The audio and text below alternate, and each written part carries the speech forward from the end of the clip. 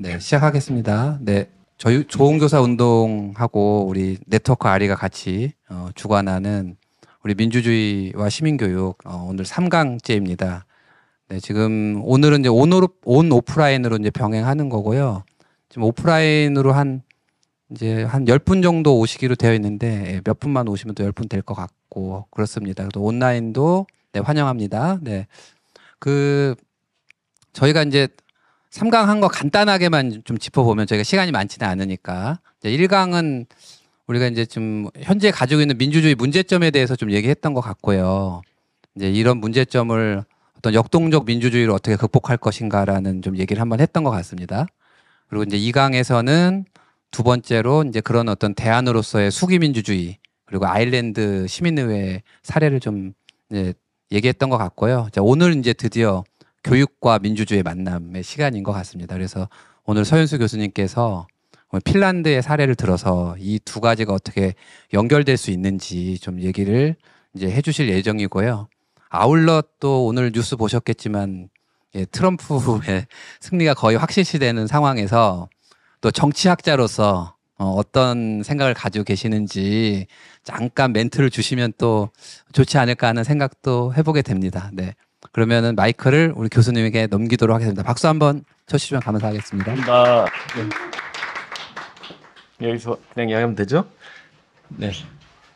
반갑습니다. 온라인으로 들어오신 분들 잘 보이시나 모르겠습니다. 저 화면에 얼굴이 멀어 보이네요. 네. 예.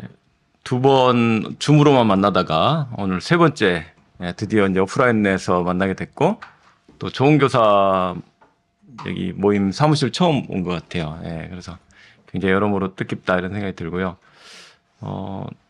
그 말씀 주셨으니까 트럼프부터 저도 뭐 그래도 좀 지난주에 약간 좀 뭐랄까요 여론조사 결과가 약간 반전이 좀 있는 것 같아가지고 주말에 그래도 희망이 있는 거 아닌가 이런 생각을 좀 해보다가 예 오늘 아까 이제 낮에 이렇게 패조듯이 이렇게 한번 쭉 보는데 260 벌써 거기까지 가 있더라고요. 예 그리고 거의 이제 사실상 승리가 이제 확실시되는 상황을 보고 저희 아리 모임에 이제 포스팅을 짧게 하나 하면서 안전벨트를 우리가 꽉 붙들어 매야 될지 모르겠다. 뭔가 폭풍 속으로 들어가는데 매의 눈으로 폭풍을 통과해야 될 것 같다 이런 말씀을 드렸는데 매의 눈으로 어떻게 해야 폭풍을 통과할 수 있을까요? 매의 눈을 뜬다 하더라도 폭풍을 통과할 수 있을까요? 뭐 여러모로 그야말로 앞으로 정말 예측 불허의 상황들이 전개될 것 같다라는 생각이 들고 우리가 흔히 이제 위기의 시대, 전환기의 시대, 또 복합 위기의 시대라는 이야기를 많이 했는데 항상 따라 붙어 다녔던 표현이 지난번 이미 트럼프 집권 때부터 나왔던 이야기죠. 슈퍼 불확실성의 시대다. 예, 그런 이야기들 했는데 정말 그런 시대를 살고 있구나 그런 생각이 들어서 걱정이 많이 됩니다. 그런데 제가 오늘 해드릴 이야기 주제이기도 하고 오늘 기차에서 올라오면서 이제 서재에서 뭘 들고 갈까 하다가 이제 광명역까지 5성에서 30분밖에 안 걸리거든요. 금방 내려야 돼서 눈을 붙일까 하다가 그냥 요 책을 잠깐 들여다보았습니다. 이게 이제 노르딕 빌둥 덴마크로부터 해서 쭉 올라왔던 빌둥을 정리해줘서 지난 상반기에 저희 네트워크 아리 12월 연구소에서 세미나를 했던 책인데요. 여러분들께도 노르딕 빌딩에 대해서 궁금하신 분들께 아주 쉽게 간명하게 쓰여진 책이니까 권해드릴 겸 이 책을 좀 이렇게 다시 한번 들여다보면서 왔습니다. 근데 예전에 덴마크 코펜하겐을 가서 이 포크하이스쿨 협회가 지금도 코펜하겐 한복판에 운영이 되고 있거든요. 그리고 전국적으로 포크하이스쿨이 굉장히 많이 운영이 되고 있죠. 그리고 이제 그룬투비가 그걸 이제 문을 열고 협회장까지 했던 것이 잘 알려진데 그 자리에 그대로 지금 150년째 아주 느낌이 좋더라고요. 그 공간을 방문했을 때 굉장히 환대받는 느낌이 있었고 따뜻하고 환하면서도 뭔가 굉장히 좀 질감이 있는 공간이었고 또 마치 현대의 그룬투비 같은 분이 나타나셔가지고 저희를 따뜻하게 맞아주면서 1시간 동안 브리핑을 해주셨어요. 그런데 그 중에 인상 깊었던 이야기가 그룬트피가 있고 그 다음에 이제 또 콜이라는 분이 이어가고 하는데 이 시대에 왜 덴마크에서 이 노르딕 빌딩이 꽃을 피웠을까? 그리고 왜 이 포커스쿨 운동이라는 게 당대 덴마크에서 그토록 큰 영향력을 이제 미치면서 변화를 일으켰을까라는 이제 이야기를 풀어주셨는데 덴마크가 북유럽의 강자였거든요, 사실은. 바이킹 시대 이래로 가장 먼저 왕국을 이루었고요. 왜냐하면 발틱해를 딱 문을 틀어지고 있는 것이어서 여기서 이제 뭐 군사적으로도 패권을 이루고 또 경제적으로도 이 통관세 같은 것들을 받아가지고 먼저 강성해졌고 그 다음에 이제 뒤따라서 스웨덴이 강성해지고 둘이 이제 각축을 벌이는 이제 구도가 되고 변방에 이제 노르웨이가 있고요. 그 다음에 이제 핀란드는 스웨덴 지배하에서 오랫동안 이제 살았고 이런 시기였는데 그 덴마크가 이제 16, 17세기쯤 오면은 스웨덴한테 밀리기 시작하고 그다음에 19세기에 들어서 가지고 나폴레옹 전쟁 때 줄을 잘못 서는 바람에 이제 그 영토 같은 것들을 막 뺏기기 시작합니다. 그래서 노르웨이를 우선 스웨덴한테 이제 뺏기죠. 뺏기고 그리고 영토가 굉장히 크게 날아갔죠, 그죠? 덴마크 아래쪽도 굉장히 중요한 지방들이 있는데 예, 프로이센과의 전쟁에서 뺏겨요. 19세기 중반에. 그러니까 계속 대외적인 전쟁들을 거치면서 영토가 이제 축소되고 좋았던 시절이 가는 느낌이었던 거죠.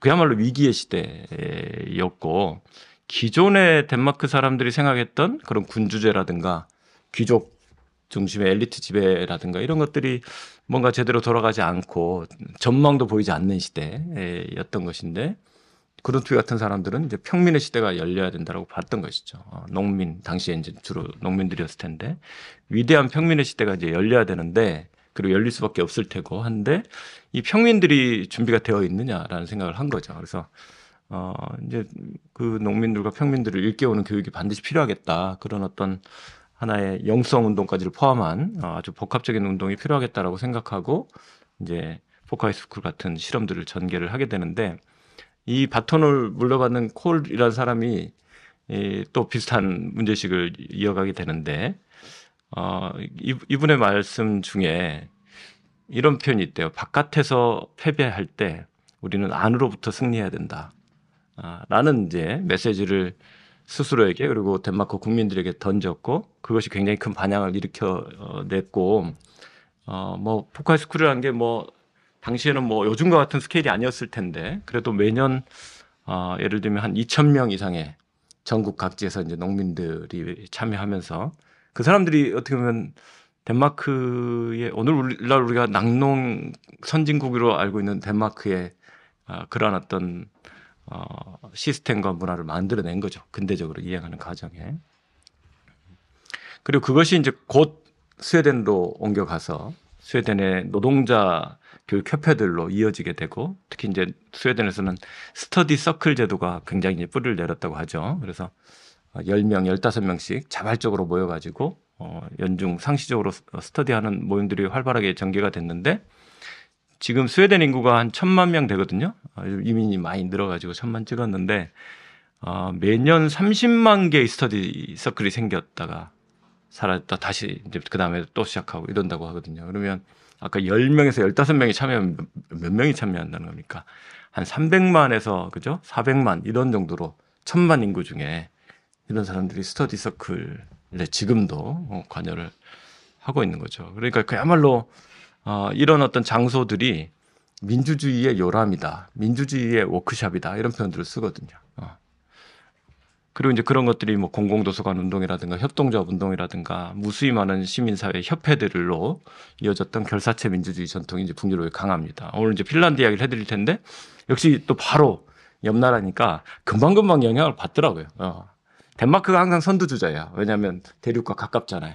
그래서 항상 먼저 바람이 불어오는 것이 덴마크인 경우가 많아요. 그러니까 프런트러너. 그래서 핀란드는 좀 이렇게 후발주자 항상. 예, 레이트 커머 이렇게 자기들 표현이 그래요. 우리 뒤에 오는데 뒤에 후발주자로 따라잡다가 어느 날 훅 도약해서 이제 앞장을 서기도 하는 이런 패턴이 핀란드의 패턴이라면 덴마크는 저기 뭐 영국도 가깝고요. 그다음에 프랑스도 다 가깝기 때문에 금방금방 이 어떤 자유의 기운이 사상이 먼저 오는 것이죠. 이렇게 이야기 들어가도 되나요? 재밌으세요? 네, 네, 네. 들으면 하시죠? 네. 그 핀란드에도 그래서 시민교육협회가 곧바로 뿌리를 내립니다. 1870년대부터 포카이스쿨 운동이 이제 핀란드에서도 시작이 되고 1899년에 노동자 시민교육센터가 처음으로 생겨요. 노동자 교육센터입니다. 이름이 지금도 그렇게 남아 있어요. 제가 유학한 땀베레라는 도시에서 처음으로 생겼어요. 1899년에 거기가 이제 노동자 산업도시였기 때문에 노동운동의 센터고 이 노동자들의 새로운 시대가 주역이 돼야 될 테고 될 수밖에 없을 텐데 스스로 자발적으로 공부를 해야 되겠다. 왜냐하면 정규 교육 속에서 그동안 교육받아 본 적이 없기 때문에 이제 그 공부획들이 있었고 그룬트비 시대만 해도 19세기 중반쯤 되니까 농민들이 주 타겟이었는데 핀란드로 넘어올 때는 이제 다 산업화가 이루어졌기 때문에 산업 노동자들을 어떻게 이제 이렇게 빌딩해 갈 것인가가 이제 큰 과제였던 거죠. 그래서 1899년에 땀베레 띠에바인 오피스도 땀베레 노동자 교육기관 이런 말이거든요. 지금도 그 명칭 그대로 쓰고 있어요. 그래서 올해가 125주년이에요. 핀란드의 시민교육의 역사가 125년이다 이렇게 이제 보고 있는 그런 해인데 인구 23만 정도밖에 안 돼요. 땀베레가 핀란드에서 세 번째 도시인데 네. 한 23만이면 세 번째 도시 돼요. 헬싱키가 한 65만 정도 되고, 그런 도시인데, 이 노동자 교육센터에서만 1년에 2,000개 강좌가 돌아가고 있어요. 예. 이때 한 개 강좌라는 건 오늘 이렇게 한 번에 강의가 아니고, 한 학기, 그러니까 봄 학기, 가을 학기로 한 3, 4주 가거든요. 예, 일주일에 한 번 정도씩 아주 싼 값을 내고 5만 원, 6만 원 이러면 이제 강의를 해요. 랭귀지 강의도 엄청 많아요. 뭐 온갖 랭귀지를 다 배우고 한글 강좌도 요새 인기고 그런 강좌가 2,000개가 매년 인구 20만의 도시에서 돌아간다. 그래서 요즘 우리도 이제 시민교육이나 뭐 시민대학 이런 흐름들이 이제 북구에 영향을 받아서 많이 이제 실험이 되고 있는데 제가 청주에 있잖아요. 교원대에. 그래서 청주 뭐 또 시민단체들이나 천안 시민단체들 이렇게 불려가면 대전 시민단체들 불려가면 제가 항상 이렇게 비교해서 이야기를 해줘요. 청주 인구가 80만인데 지금 천안도 80만이고 땀베레 인구의 한 4배쯤 되는데 그러면 우리 몇 개 강좌를 돌려야 되냐. 최소한 10,000개는 돌아가야 된다. 그렇다면 청주 시민사회가 어떻게 될까? 청주 민주주의가 어떻게 될까? 청주의 교육은 어떻게 될까? 그리고 발상을 이렇게 한번 돌이켜 생각해 보면 그런 의미에서는 여전히 이게 19세기의 이야기가 아니라 21세기에도 블루 오션일 수도 있는 이야기 아닌가. 물론 그때 당시에 초기에 아주 계몽주의적이고 또 노동자 농민들을 위한 여러 가지 특히 어떤 정치 이데올로기적인 측면과 결부되었던 초기 시민교육 패러다임에서는 멀리 왔습니다. 이른바 이제 후기 근대적인 포스트 모던한 내용들이어서 이제는 뭐 과거의 그런 뚜렷한 정치사회적인 연결고리를 막 찾으려고 하면 조금 인위적인 것이 되고 그야말로 시민들의 관심사 아까 랭귀지에서부터 수공예, 미술, 음악, 뭐 연극 이런 게 굉장히 인기인데 그런데 그것이 굉장히 중요한 시민 활동들인 것이죠, 사실은. 이런 모습으로 이제 북유럽 국가들이 한 두세 기 정도에 걸쳐서 물론 그 전에도 오랜 뭐 역사들이 있겠습니다만은 짧게 잡아도 한 200년 정도의 또는 100년 이상의 과정을 거치면서 오늘의 우리가 아는 아주 좋은 지표들이 나오는 북유럽 민주주의가 있다. 복지국가도 잘하고 있고 민주주의도 잘하고 있고 또 뭐 행복 조사하면 항상 1위잖아요, 그죠? 뭐 이런 모습들이 우리는 이제 그 결과만을 보고 굉장히 동화같이 사는 사람들 이렇게 생각하기 쉽지만 그런 과정을 거쳐서 왔다는 것을 이야기를 하고 싶고 아까 이제 트럼프 이야기하다가 여기까지 온 거죠, 그죠? 트럼프만이 아니라 사실 뭐 우리 지금 대한민국 민주주의가 지금 그죠? 한편 굉장히 참담한 지경에 있고 또 다른 한편 뭐 오늘 내일 한 달 안에 무슨 일이 일어나도 이상하지 않을 그런 또 격변기 경랑의 시기를 또 통과하겠구나 이런 생각이 들고요. 그래서 대한민국 민주주의 무수한 곡절을 거치면서 여기까지 오고 있는데 그리고 세계 민주주의도 지난 1강 때 우리가 리뷰해 본 것처럼 지금 대민주주의 위기 현상에서 자유로운 데가 하나도 없으니까 이걸 다 한번 이렇게 펼쳐놓고 지금 우리는 무엇을 해야 할 것인가 이런 질문을 좀 던져봤으면 좋겠다. 아까 덴마크가 150년 전에 바깥에서 계속 패배할 때 무언가 우리 안으로부터 다시 시작해야 되지 않을까라는 생각을 가졌다고 하는데 우리도 한번 지금 그런 생각을 좀 품어보면 어떨까라는 생각을 해봅니다. 네, 시간이 없어가지고 이렇게 시작하면 이제 오늘 준비한 양이 아마 3분의 1도 못할 것 같은데요. 슬라이드를 너무 많이 준비해가지고 이거를 막 건너뛰면서 하려고 해요. 근데 핵심만 간추려 들어주시면 좋겠습니다. 첫 번째 화면 보시면 제목 앞에다가 또 제목을 제가 하나 더 달아놨죠, 그죠? 시비스티스 suom이 핀란드 말입니다. 시비스티스 suom이 이 핀란드 사람들이 스스로를 부르는 말이 suom이에요. 예, 그러니까 핀란드 가면 늘 듣게 되는 게 suom이 그래요. 자기들을 말할 때 그러니까 수호가 이것도 뭐 좀 썰은 분분한데 수호가 핀란드 말로 이게 늪이라고 하거든요. 그래서 늪의 사람들, 예, 약간 호수가 너무 많아서 호수가 18만 8천 개가 넘는다고 하거든요. 예, 이게 이제 다 빙하 시대에 그것들이 녹아가지고 구릉진 데는 다 호수가 된 거죠. 그래서 그야말로 이제 호수가 많은 그런 땅인데 그 핀란드인데 앞에 붙은 말이 뭐냐면 시비스티스라는 말이 이제 번역이 좀 어려운 말인데요. 이게 교육이란 말도 되고 문화라는 말도 되고 뭐 문명이라는 말도 되고 교양이라는 말도 되고 뭐 무수히 많죠 이렇게. 예. 시민성도 되고 심지어는 이제 민주주의와 굉장히 밀접하게 따라다니는 건데 영어로 치면 약간 시빌라이제이션 뭐 비슷한 실제로 이제 따온 표현이죠. 이게 시비스티스라는 게 그죠? 시빅하고 비슷한 개념으로 쓰는 말인데 하도 이 말을 많이 쓰길래 아까 그런 시민교육센터 뭐 이런 것들 다 시비스티스라고 부르거든요. 그런데 교육 과정을 봐도 또 이따가 설명드리겠지만 시비스티스를 갖춘 인간을 길러내야 된다고 교육 목표에 아예 그렇게 돼 있거든요. 초중고 교육이 다. 이게 뭐지 이제 이러고 계속 들여다봤는데 교육이라는 핀란드어가 따로 있거든요. 오페투스라는 게 교육이에요. 오삐미넨, 오삐야 이렇게 다 이제 돌아가는 건데 배우다, 그다음에 오페따미는 그럼 다 가르치다, 오페따야 그러면 교사. 이제 다 이제 변형시켜 갖고 만들어내는 거고 컬처라는 말이 따로 있어요. 꿀뚜리 이거 빌려와서 꿀뚜리 그래요.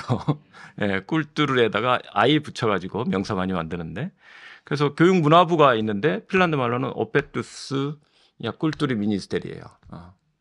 미니스테리도 이제 빌려 말이죠. 그런데 제가 핀란드 의회 연구를 하는데 이제 정부 부처하고 이렇게 대응하는 위원회를 다 가지고 있잖아요. 상임위원회가 많잖아요. 그 중에 교육문화위원회가 있단 말이죠.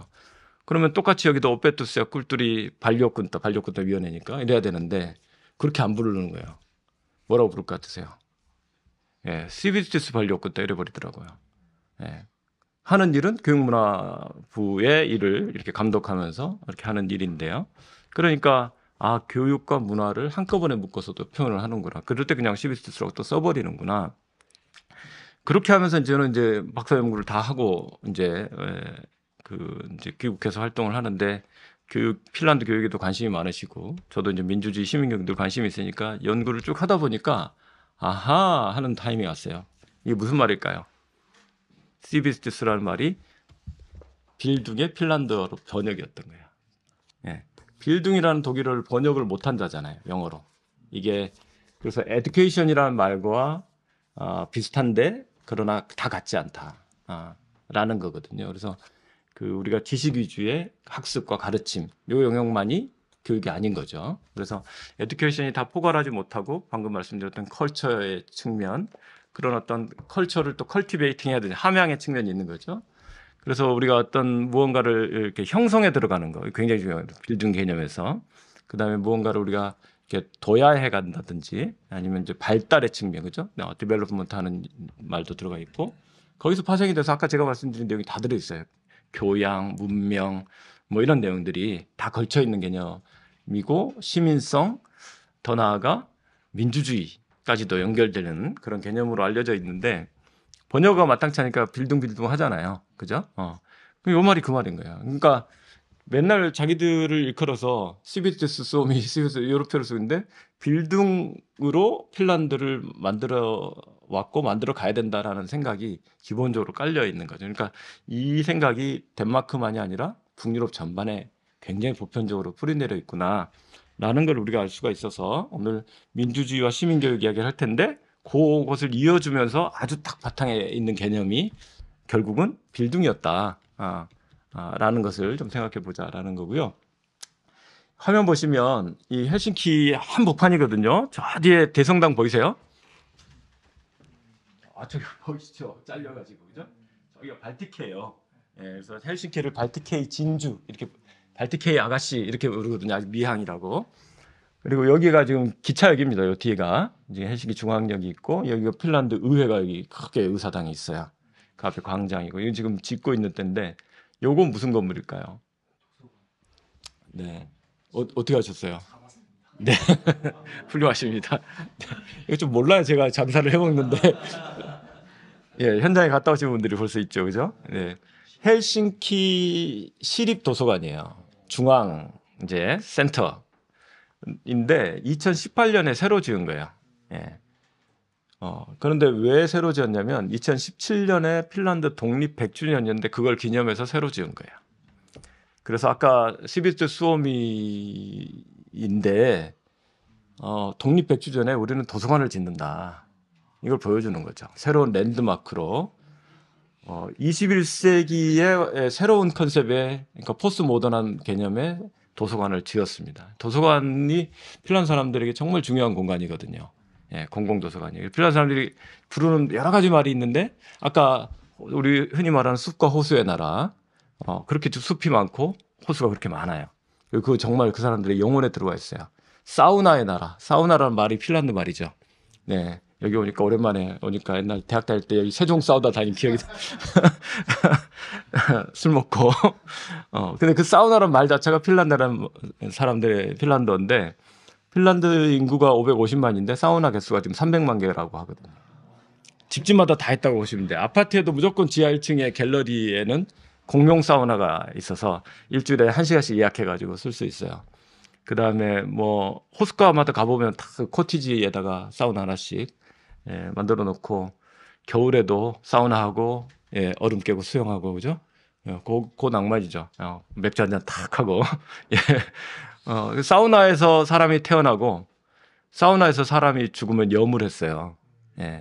사우나에서 뭐 남녀 같이도 하고 따로도 하고 부부끼리도 하고 손주들과 할머니 할아버지들이 하고 뭐 이런 식의 공간이에요. 그 공간이 그러니까 리처한 공간이기도 하고 신성하게 여기는 공간이기도 하고 생활 속 공간이기도 한 그러니까 핀란드 가시면 꼭 호숫가에 사우나를 하고 헤엄을 치고 이 경험을 오로라 한번 보고 이거 꼭 가지고 오시길 바랍니다. 뭐 그런 표현이 많은데 또 하나 핀란드가 자랑하는 이름이 우린 협회의 나라다. 그래서 심지어 제가 이제 청소년 단체 대표를 만났더니 우린 단체와 협회의 나라다. 그만큼 호수와 협회의 나라다. 그만큼 협회가 많다. 핀란드 사람들은 두 사람만 만나면 협회부터 만든다. 그 이야기. 제가 지금 우리 네트워크칼이 사회적 협동조합을 지향하고 있는데 단체 하나 만들기가 그렇게 어려운 이걸 막겠다는 거지 이거를 뭐 하겠다는 생각이 아닌 것 같아요. 규제나 이런 게 정부의 태도나 이런 게 특히 더한 것 같아요. 최근에 그런 적인데 핀란드는 협동조합도 우리 지금 5명이 있어야 정관 만들고 시작할 수 있거든요. 핀란드는 최근에 법을 바꾸어서 한 사람도 협동조합을 시작할 수 있다. 그래서 논리가 이상하지 않나? 협동을 해야 되는데 2인은 돼야 되지 않나?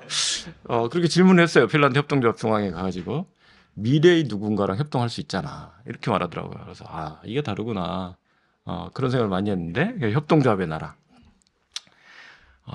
그 다음에 또 신문도 그렇게 많고 언론 다양성, 언론 자유가 늘 세계 1등이에요. 북유럽 국가들이. 그런데 핀란드 사람들이 신문 읽는 민족의 나라래요. 자기들 보고. 그 신문 읽는 걸 그렇게 또 좋아해요. 정말로. 신문 구독률이 최근까지도 세계 톱이었어요. 원래는 집집마다 2부를 봤대요.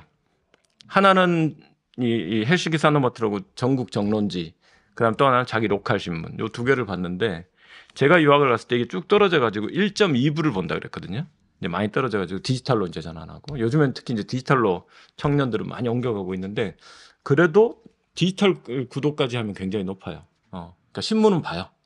신문도 굉장히 잘 나오고 신문이나 방송도 굉장히 훌륭해서 사실 시민교육의 상당 부분이 거기서 해결이 돼요.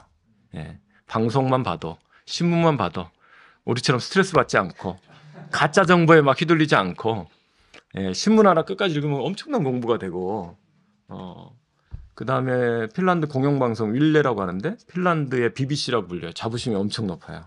근데 그 핀란드 공영방송에 좋은 프로가 너무 많아서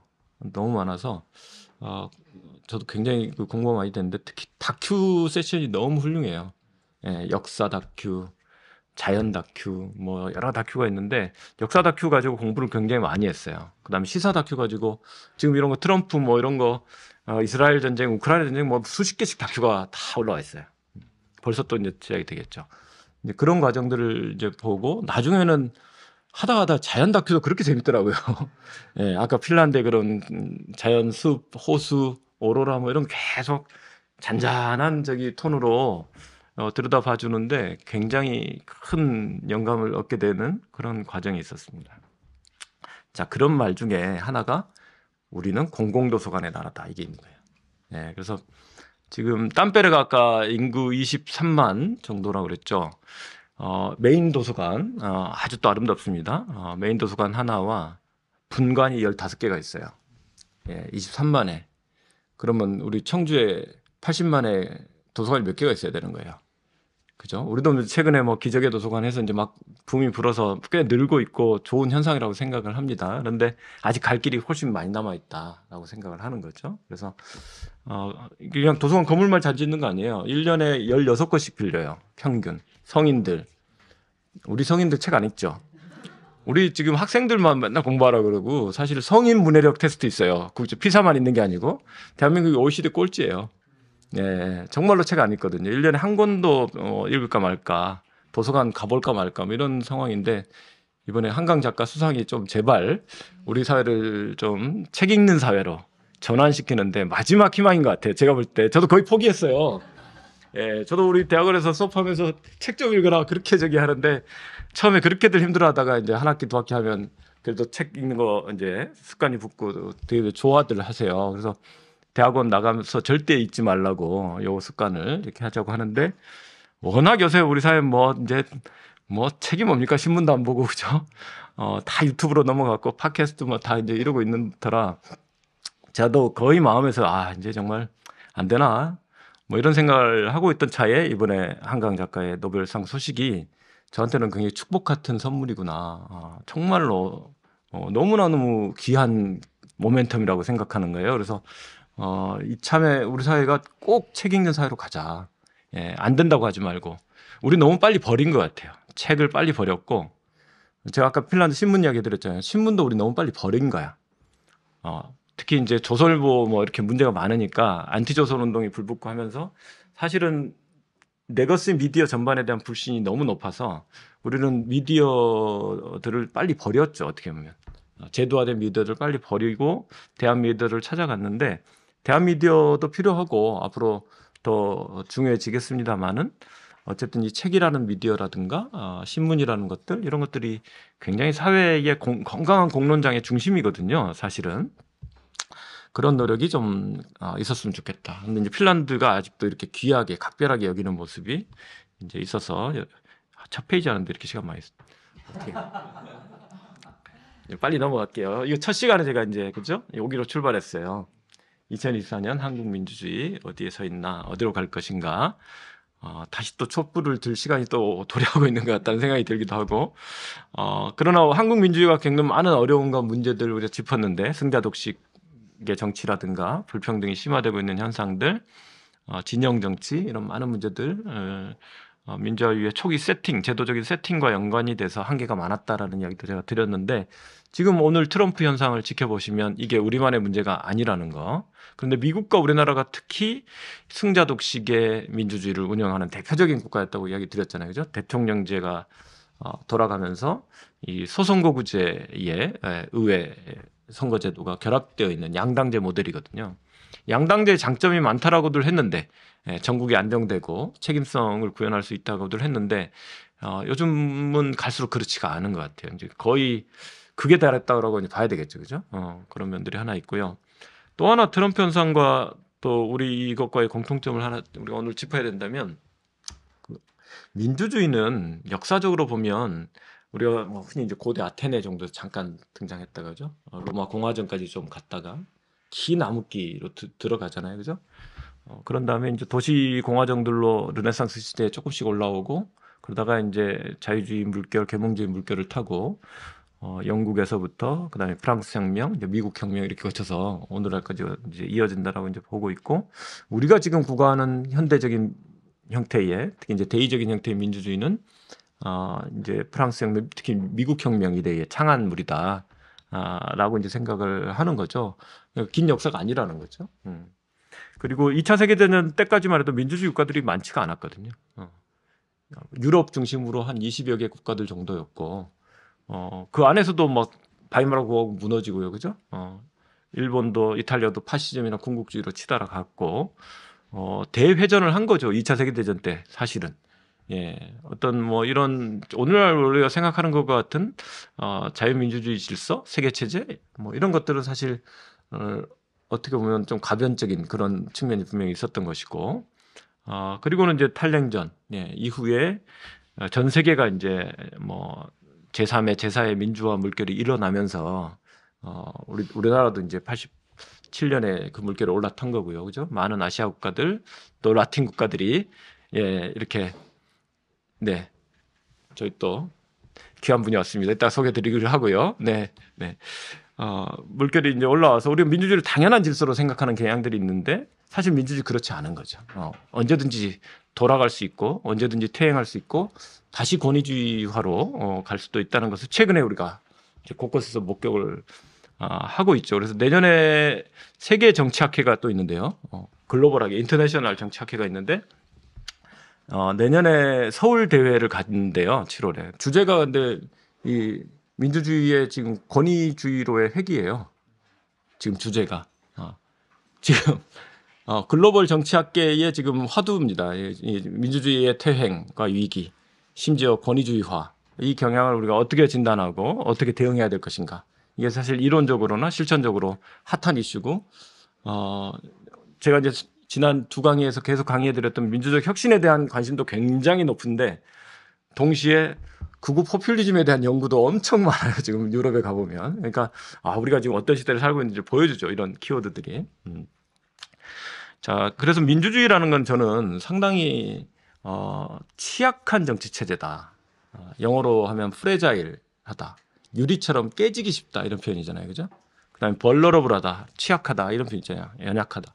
이번에 스웨덴 한림원에서 한강 작가에게 수상을 하면서 이유를 적시할 때 역사의 트라우마에 맞서고 인간사의 연약함을 아주 깊이 있게 드러냈다는 표현을 썼는데 사실 굉장히 이 인간사의 연약함 또 민주주의의 어떤 이런 깨지기 쉬움 이런 요소가 있다고 생각을 해요. 그래서 민주주의는 건강한 시민들 자유롭고 평등한 시민들이 항상 역동적으로 의사소통하고 활발하게 참여하고 또 어떤 연대를 이루어가지 않는 한 그렇게 해서 우리가 아주 공론의 장과 공공 영역을 건강하게 가꾸어가지 않는 한 언제든지 이게 깨지기 쉽고 또 퇴행하기 쉬운 그런 정치 체제다라는 면에서 오늘 우리의 현실 그리고 오늘 지금 미국에서 들려오는 뉴스의 함의들도 우리가 좀 사색해 보면 좋겠다 생각을 합니다. 리뷰 짧게 하고 가겠습니다. 민주적 혁신에 대해서 저랑 같이 연구하는 김주영 교수님입니다. 예, 지금 여기 나와 있죠. 지금 서현수 김주영 그죠? 2021, 2023 저희가 같이 지금 계속 연구하고 있는데요.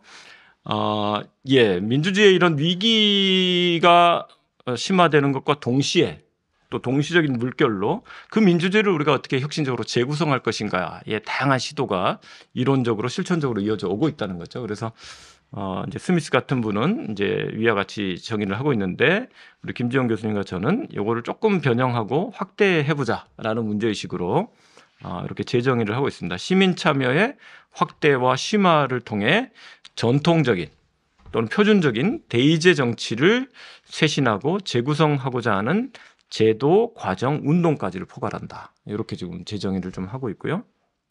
예.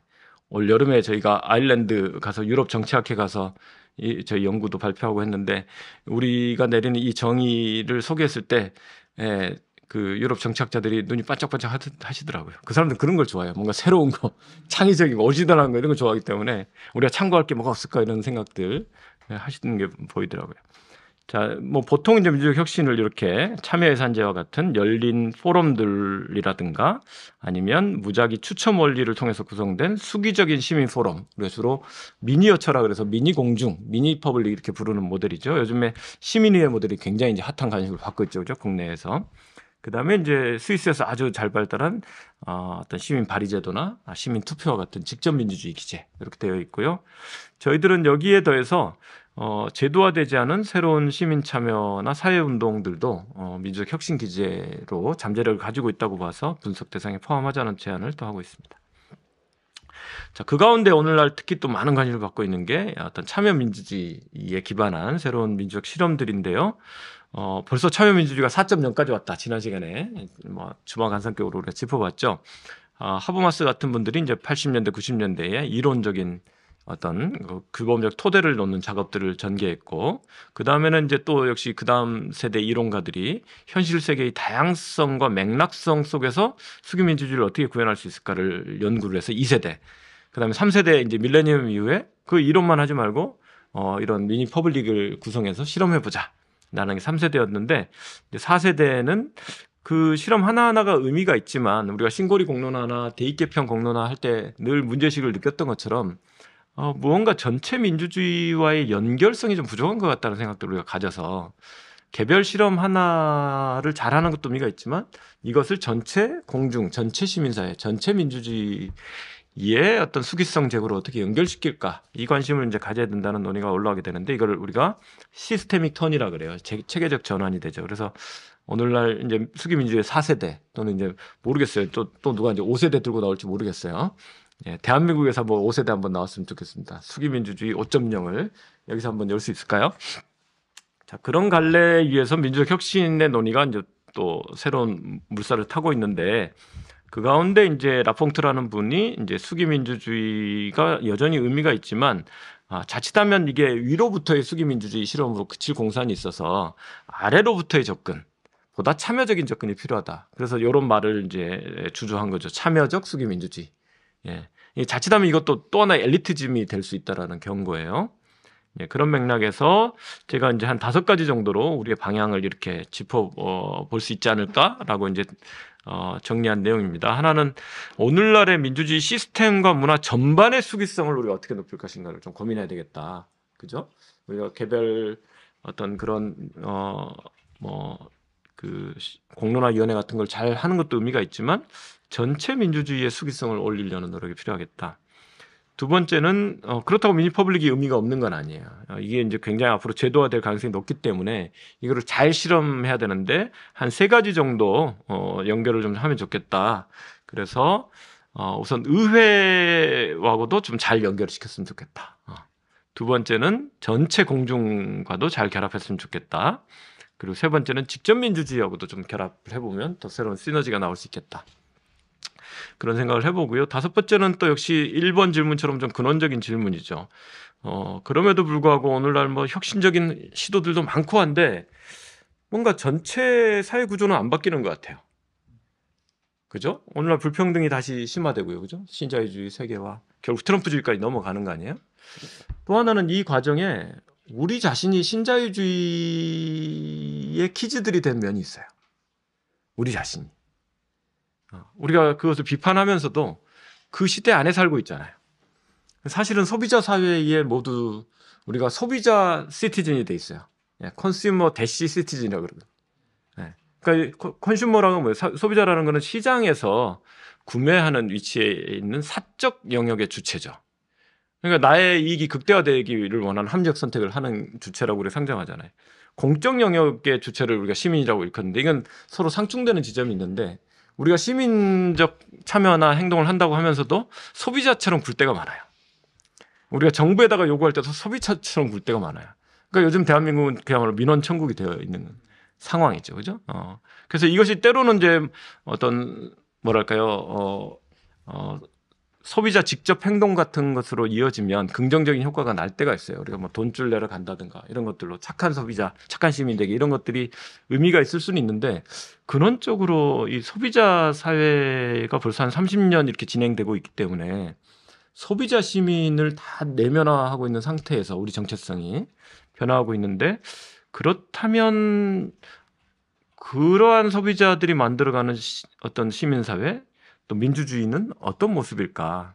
과연 우리가 비판하는 그런 어떤 모습들을 뛰어넘을 수 있을까? 고민이 됩니다. 그래서 이 측면을 넘어서기 위해서는 역시 시민성까지 우리가 고민을 해야 된다. 오늘 주제하고 또 연결이 되죠. 그죠? 빌둥에서 출발했는데 어떻게 하면 대안적 시민성을 우리가 탐색해 갈 수 있을까? 이런 고민을 좀 하게 됩니다. 그래서 이제 대표와 참여와 수기가 결합된 역동적 민주주의라는 걸 이제 저희가 지금 요즘 강조를 하고 있습니다. 한편 이거 이론적인 측면도 있고 한편 대단히 실천적인 측면이 있는 담론이죠. 영어로 한다면 이제 다이내믹 디모크러시 정도가 될 수 있을 것 같고 그전에는 제가 열린 포용적 민주주의라는 표현을 많이 썼습니다. 오픈 앤 인클루시브 디모크러시라는 표현을 많이 썼는데 그것과 더불어서 다이내믹한 요소가 좀 강조돼야 될 것 같다는 생각이 들어서 이렇게 쓰고요. 그래서 우리가 흔히 대의민주주의와 직접민주주의 이런 식으로 자꾸 인법적으로 접근하는 경향이 강한데 어떤 면에서는 대표와 참여, 수기라는 요소가 서로 상보적인 요소가 있다. 그죠? 서로 강화해 들어가는 측면이 있기 때문에 그 시너지의 측면에서 접근하는 것이 어떤가라는 말씀을 하나 드리고 싶고 이걸 역동적으로 결합해 가자는 거죠. 그래서 의회라든가 정당이라든가 이런 선거라든가 대의제 정치 과정과 제도의 본질적인 역할은 우리가 훼손하지 않고 잘 복원할 필요가 있고요.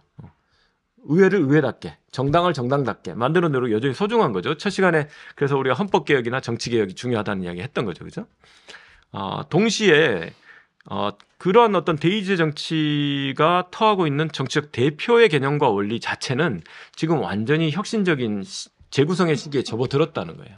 그러니까 19세기, 20세기의 생각을 가지고 어떻게 보면 대중민주주의와 산업화 사회 정도에 걸맞게 정초된 제도를 21세기에 계속 유지하기는 또 쉽지 않은 면이 있는 거죠. 그래서 이 부분에 대해서 우리가 적극적으로 좀 재구성적인 접근을 해야 된다라는 말씀을 하나 드렸고 시민 참여를 양적으로 확대하는 것 못지않게 질적인 참여가 중요하다는 말씀을 드리면서 앞에 말씀드렸던 수기민주주의 강조를 해드렸습니다. 그래서 전반적으로 시민의 역할이 지금보다는 훨씬 더 적극적일 필요가 있다고 생각하고요. 전체 민주주의 과정에서 이제 그런 면에서 역동적인 정치 과정을 우리가 어떻게 만들 것인가라는 고민을 좀 해보자. 그리고 그것은 최종적으로는 민주적 시민성의 과제, 빌둥의 측면과 뗄래야 뗄 수 없이 갈 거다. 그래서 오늘날의 위기라는 거는 체계만의 위기가 아니다. 그러니까 의회가 잘 안 들어가, 정부가 잘 안 들어가, 정당이 시민들의 말을 안 들어, 언론이 문제야. 이렇게 체계의 문제를 우리가 이야기할 수 있는데 그것도 큰 문제고요. 특히 이제 자꾸 이 체계라는 게 하버마스가 체계와 생활 세계가 이렇게 점점 분리되더니 체계가 거꾸로 생활 세계를 다시 지배해 들어온다. 체계에 의한 생활 세계 식민화라는 표현을 쓰잖아요. 지금 뭐 미국 같은 경우는 이른바 완전히 뭐랄까요, 하나는 월가, 하나는 워싱턴 이래가지고 이 두 체계가 시민들의 일상생활에서 너무 멀다는 거잖아요. 시민들이 닿기가 어려울 정도로. 그러니까 민주당이 진보적인 나름 개혁적인 정책을 펼친다 하더라도 시민들로서는 너무 멀다는 거지. 그러니까 연결성이 끊어졌다는 생각들을 많이 가지고 있는데 이런 부분들이 좀 하나 큰 고민이라는 생각이 들고 더 나아가 이게 아까 우리가 검토했던 것처럼 시민성 차원의 위기이기도 한 것 같다. 자, 그런 가운데 이제 제가 좀 주목해 봐야 된다고 생각하는 거는 우리 교육에서도 중요한 듀이 같은 사람들. 이 듀이가 교육 이론가이기 전에 민주주의 이론가란 말이죠. 그래서 민주주의와 교육을 그래서 쓴 거죠. 예. 그리고 듀이가 쓴 중요한 책 중에 공중과 그 문제들 또는 공공성과 그 문제들 이런 책도 지금 번역이 되어 있습니다. 그런데 듀이가 계속 강조하는 게 사실은 민주주의와 교육은 뗄래야 뗄 수 없는 거다라는 이야기를 하거든요. 그리고 무엇보다 중요한 게 이 의사소통, 커뮤니케이션이다. 커먼하다는 것과 커뮤니티라는 것과 커뮤니케이션이 이게 다 따로따로 있는 게 아니고 같이 가는 거다라는 이야기를 강조해주고 있고 100년 전 이야기죠. 듀이가 살았던 100년 전에 말하자면 산업화라든가 과학기술 발전 때문에 그레이트한 우리가 어떤 소사이어티로 커졌는데 커진 사회가 됐는데 그러한 그레이트 커뮤니티로 이행하지는 못했다라는 진단을 내리고 있거든요. 그러면서 커뮤니케이션이 굉장히 중요한데, 의사소통이 굉장히 중요한데, 진정한 의사소통을 할 수 있는 수단은 이미 너무나 많다. 새로운 기술이 얼마나 나왔냐. 당시에 전화 나왔지, 전신 나왔지, 뭐 교통 엄청 발달했지. 그러나 정작 이것을 우리가 제대로 활용하지 못하고 그냥 다 공중과 공공성이 흩어져 있고, 그러면 결국 우두머리의 두목 같은 애들이 우리를 지배하게 될 거야라고 그때 벌써 경고해놔요. 오늘날 트럼프나 우리를 딱 짚어주는 것 같아요. 100년 전 이야기예요. 근데 우리로 치면 지금 인터넷이 있고 SNS가 있고 유튜브가 있고 다 있는데, 이게 의사소통을 제대로 촉진시켜주는 그런 방식으로 우리가 활용하는 게 아니고 거꾸로 의사소통을 흩어버리는 방식으로 지금, 공중을 흩어버리는 방식으로. 그런데 여기에 우리는 다들 냉담하고 무기력하고 어떤 수동적으로 지금 그러고 있다라고 100년 전에 짚어주고 있거든요. 그래서 뒤를 다시 볼 필요가 있습니다. 그러니까 우리 교육계에서는 혁신교육 때문에 뒤를 많이 보면서도 민주주의와 교육을 온전히 이해하거나 소화하고 있지 않아요. 제가 볼 때는.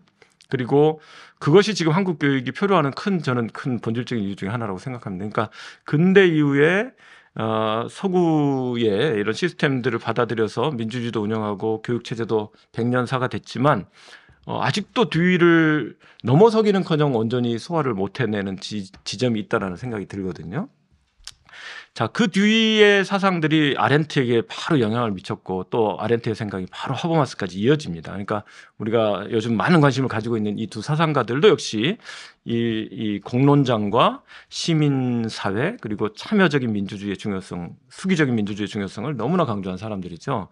그래서 저는 민주주의와 교육과 시민성을 같이 연결해서 통합적으로 접근해야 된다라는 생각을 갖고 있고, 특히 정치적인 공론의 장, 오늘 같은 자리가 다 공론의 장이죠.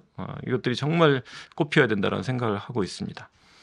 자, 이 민주적 혁신과 시민성도 이런 관점에서 우리가 좀 접근할 필요가 있고, 노르딕 빌딩까지 연결해 가자라는 이야기고요. 이제 핀란드네요.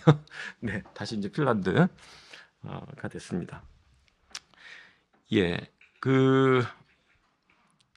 뭐 핀란드 이야기도 뭐 여러 시간 해드릴 수 있지만 짧게 해보겠습니다. 핀란드 갔더니 늘 입에 달고 사는 말이 저 말이에요. Between the East and West. 동과 서 사이에서. 보시면 동에 누가 있죠? 예, 러시아가 있어요. 예, 이게 이제 숙명이에요. 핀란드 사람들. 우리 한반도가 어려운 조건이 있는 게 숙명이듯이, 지정학적으로 이게 숙명적 조건인데, 유명한 말이 있어요. 지오그래피를 바꿀 수는 없다. 우리가 지리를 바꿀 수는 없어요. 여기 없으면 좀 편하게 살지 않았을까 이런 가정을 해보지만, 우리도 겨울 되면 찬바람이 시베리아에서 불어오죠. 여기도 항상 찬바람이 동쪽에서 불어요. 여기는 서풍이 아니고 서쪽이 아니고. 예. 그래서 바로 위에 북극이고 그렇죠. 그래서 뭐 한편 이제 스웨덴도 워낙 강국이었고 스웨덴 지배를 650년간 받았고요. 그래서 기본 시스템은 다 스웨덴과 북구 시스템을 가지고 있는 거예요. 언어는 굉장히 다름에도 불구하고 스웨덴어가 제2 공용어로 되어 있고, 또 스웨덴에서부터 내려왔던 뭐 그때 루터교 같은 전통 다 똑같이 있고 있고, 행정, 법률, 경제, 교육도 전부 스웨덴 방식으로 올가나이징이 되어 있다. 그런데 19세기 초에 역사가 이제 크게 꿈틀대면서 러시아 지배를 받게 돼요. 100년간 그 러시아 지배하에 대공국이 돼가지고 100년 지배를 받았고, 그러고 났다가 1차 세계대전이 나고 러시아에서 혁명이 일어나잖아요. 1917년에 2월 혁명, 10월 혁명. 그 사이에 권력 공백이 일어나니까 핀란드가 독립을 합니다. 1917년 12월 6일이 독립기념일이에요. 얼마 안 남았네, 한 달 남았네, 그죠? 그런데 뭐 이때 레닌 혁명을 또 일으켜서 레닌이 처음으로 핀란드를 인정한 외국의 수반이에요. 예. 그 독특한 핀란드와 러시아, 핀란드와 레닌의 관계가 있어요. 아주 독특한 관계가 있어요. 그런 다음에 한 달 만에 1918년 1월 달에 내전을 겪어요. 핀란드가. 왜냐하면 바로 옆에 소비에트 혁명이 나가지고 막 그 격동기니까 스웨덴, 노르웨이, 덴마크는 모두 근대적인 민주주의와 국민국가 체제로 평화적으로 이행을 했는데, 핀란드만 아주 블러디한 내전을 거치면서 폭력적으로 이행을 한 나라입니다. 100년 전에. 그러니까 간단치 않죠, 그죠? 이게 동과 서 사이에 낀 이 발트 3국, 우크라이나까지 이 라인이 우리 못지 않아요. 20세기 역사가 지금도 아주 격변기고요. 그래서 이제 핀란드는 늘 이런 조건에 휩싸여 살아야 되고 2차 세계대전 때는 소련하고 2번이나 전쟁했단 말이에요. 예, 뭐이 땅도 뺏기고 인구가 10만 명이나 그때 줄었어요. 예, 그러니까 인구 300만 정도 할 때에 10만 명이 죽었다는 건 어느 정도일까요? 우리 한국 전쟁 못지않은 피해를 입었다는 거예요. 예, 한 집걸로 다 사상자가 나왔을 정도였죠. 다만 그럼에도 불구하고 이제 주권과 기본적인 시장 경제 질서, 민주주의 질서를 유지할 수 있었습니다. 핀란드는. 그리고 이제 소련과의 특수 관계를 맺고 중립을 유지하다가 이번에 나토에 들어간 거죠. 예, 핀란드의 이런 점이 이제 흥미로운데요. 북유럽 국가의 일원이기 때문에 복지국가나 합의민주주의 같은 요소들, 아까 빌중 같은 요소들은 기본적으로 북유럽 모델인데 이거를 그냥 다른 스웨덴처럼 저 나라는 원래 저랬을 것 같지가 않고 핀란드는 20세기에 우리 못지않은 이런 경험들을 하나씩 치유해 들어가면서 20세기 후반에 들어서야 이러한 반열에 올랐다는 게 약간 한국으로서 보는 여러 가지 생각을 하게 만드는 그런 사례예요. 핀란드가. 특히 이제 교육과 관련해서 우리가 많이 하는 핀란드 교육 모델. 요거는 이제 1960년대, 70년대 이 교육 개혁을 성공하면서 그 뒤로도 지금까지 계속 지속적으로 교육 개혁을 단행해 왔고 이것이 이제 굉장히 좋은 결실들을 이루면서 요새는 뭐 하면 다 제4의 길이죠. 그죠? 예, 여기도 교육 개혁 제4의 길로 이제 불리는 그런 모델이다라는 거고요. 우리가 정치 개혁 이야기 초반에 많이 했는데 핀란드가 2000년도에 전면적인 헌법 개혁을 단행을 해서 기존에 이제 프랑스와 비슷한 준 대통령제를 운영을 했는데 대통령 권한이 굉장히 셌거든요. 의회도 해산해버리고 입법 거부권도 있고 임명권도 굉장히 많았던 시절이었는데 지금은 대통령의 권한을 대폭 줄이고 외교 정책 중에 일부만 남겨두고 있습니다. 나머지는 전부 총리와 의회 중심으로 이렇게 하도록 표준적인 의회주의 국가로 전환이 됐는데 저는 이것도 아주 함의가 크다고 보는 거죠. 그 밖에 뭐 최근에 민주적 혁신 사례들까지 이제 보고가 되고 있습니다. 예, 역사 벌써 대충 다 설명드렸죠, 그죠? 예, 스웨덴 지배 속에 유지가 됐지만 그래도 자율성을 가졌다라는 게 좀 의미가 있고요. 그다음에 러시아 제국 때도 여러 가지 자율성을 가졌기 때문에 1906년에 유럽 최초로 여성들에게까지 보편적인 참정권을 보장하는 나라가 됐습니다. 그러니까 핀란드는 굉장히 정치 후진국이다가 한번 혁신하면 이렇게 앞으로 훅 나가는 경향이 있는 거예요. 이게 후발주자다가 갑자기 뭐 에너지가 확 모였다가 폭발하듯이 터지고 그 다음에는 이렇게 지금도 핀란드 민주주의나 정치사에서는 이 사건이 굉장히 중요한 사건이에요. 오늘날의 여성의 정치 참여라든가 뭐 여성이 지금 내각의 다수거든요. 핀란드는 국회의원 비율이 46%예요. 예, 북유럽 국가들이 다 45% 이상이에요. 여성 국회의원 비율이. 근데 다에게 다 20세기 초반부터 이런 운동에 기반해 있는 거죠. 그 다음에 근대적인 의회를 이때 처음 이제 다시 만들었는데 이때부터 비례대표제로 다 뽑아요. 국회의원들을 전면적으로 권역별로.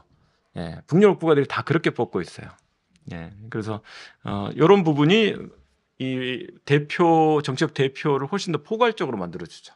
우리처럼 소선거구제로 무수히 많은 표를 사표로 만들면서 한 표만 더 얻어도 승자 독식으로 가는 구조와 달리 여기서는 굉장히 모든 표들이 다 득표율에 기반해서 의석수로 연결이 된다라는 거고 당연히 다당제가 나타나고 연합정부가 나타난다는 거죠. 그죠? 자, 그러면서 이제 1968년에 노사정 대타협을 이루어서 다른 북유럽 국가들은 1930년대에 벌써 대타협을 이루고 복지국가로 달려갔는데 핀란드는 아까 내전을 했기 때문에 노동자와 자본가들 간의 갈등이 심했어요. 그래서 한 세대 늦게 이때 대타협을 이루면서 복지국가로 빠르게 이행합니다. 이때부터 한 20년간 엄청난 공공재정을 쏟아가지고 어린이집도 뭐 몇 배로 늘리고 그 다음에 요즘 지금 오늘도 우리 안타까운 이야기 나눴는데 특수교사, 그죠?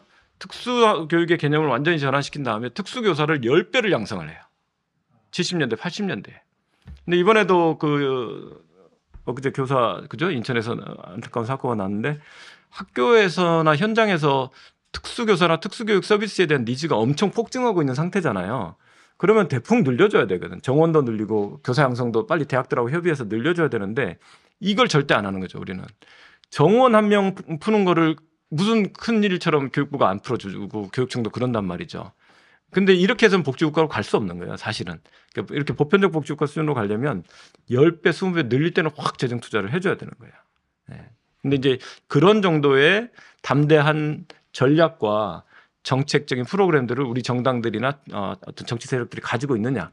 이런 데가 지금 퀘스천 마크가 많이 있는 거죠. 자, 18세 참정권은 72년에 유럽 국가들이 다들 실현했습니다. 이때 국회 디베이트한 거 다 남아 있어요. 그 보고서 같은 게 법안도 아주 촘촘하게 쓰기 때문에 우리처럼 뭐 제정 이후 몇 줄 쓰고 그죠? 바로 조문 나오고 그냥 법안 끝 이러고 마는데 여기는 전부 수십 페이지, 수백 페이지짜리 아주 두터운 보고서 형태로 법안이 나오죠. 그리고 그것을 위해서 무수히 많은 정책 협의 프로세스가 돌아가고요.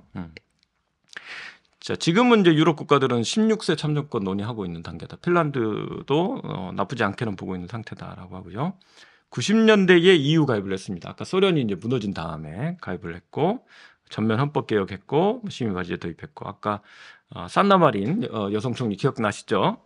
그 최연소 여성 총리도 탄생을 했었고요. 이 사진 보시면 무슨 사진일 것 같으세요? 헬싱키 거리 행진을 하는 부인들의 모습인데 여성 참정권을 보장하라.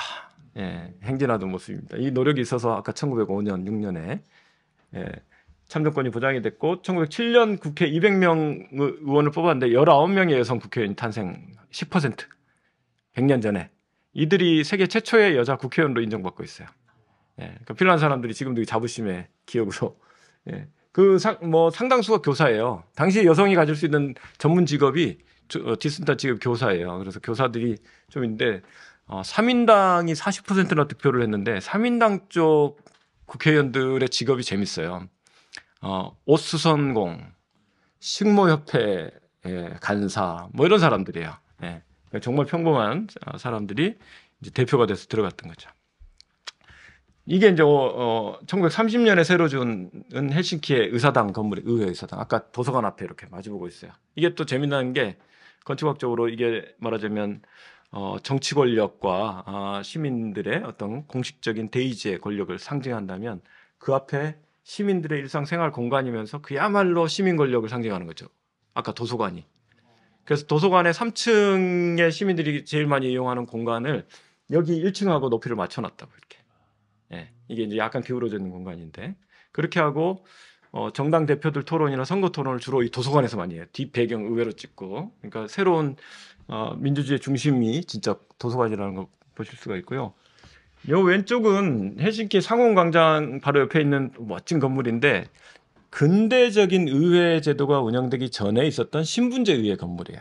그러니까 저 때는 사제들, 귀족들, 부르주아들 그다음 재미난 게 농민들도 자기들의 의회가 있었어. 이런 신분제에 기반한 의회 체제가 돌아가서 회합을 했던 장소인데 오늘날에도 정당들 간의 협상을 벌이는 장소로 이용돼요. 여기가. 그때 그 기능이 지금도 살아 있는 거죠.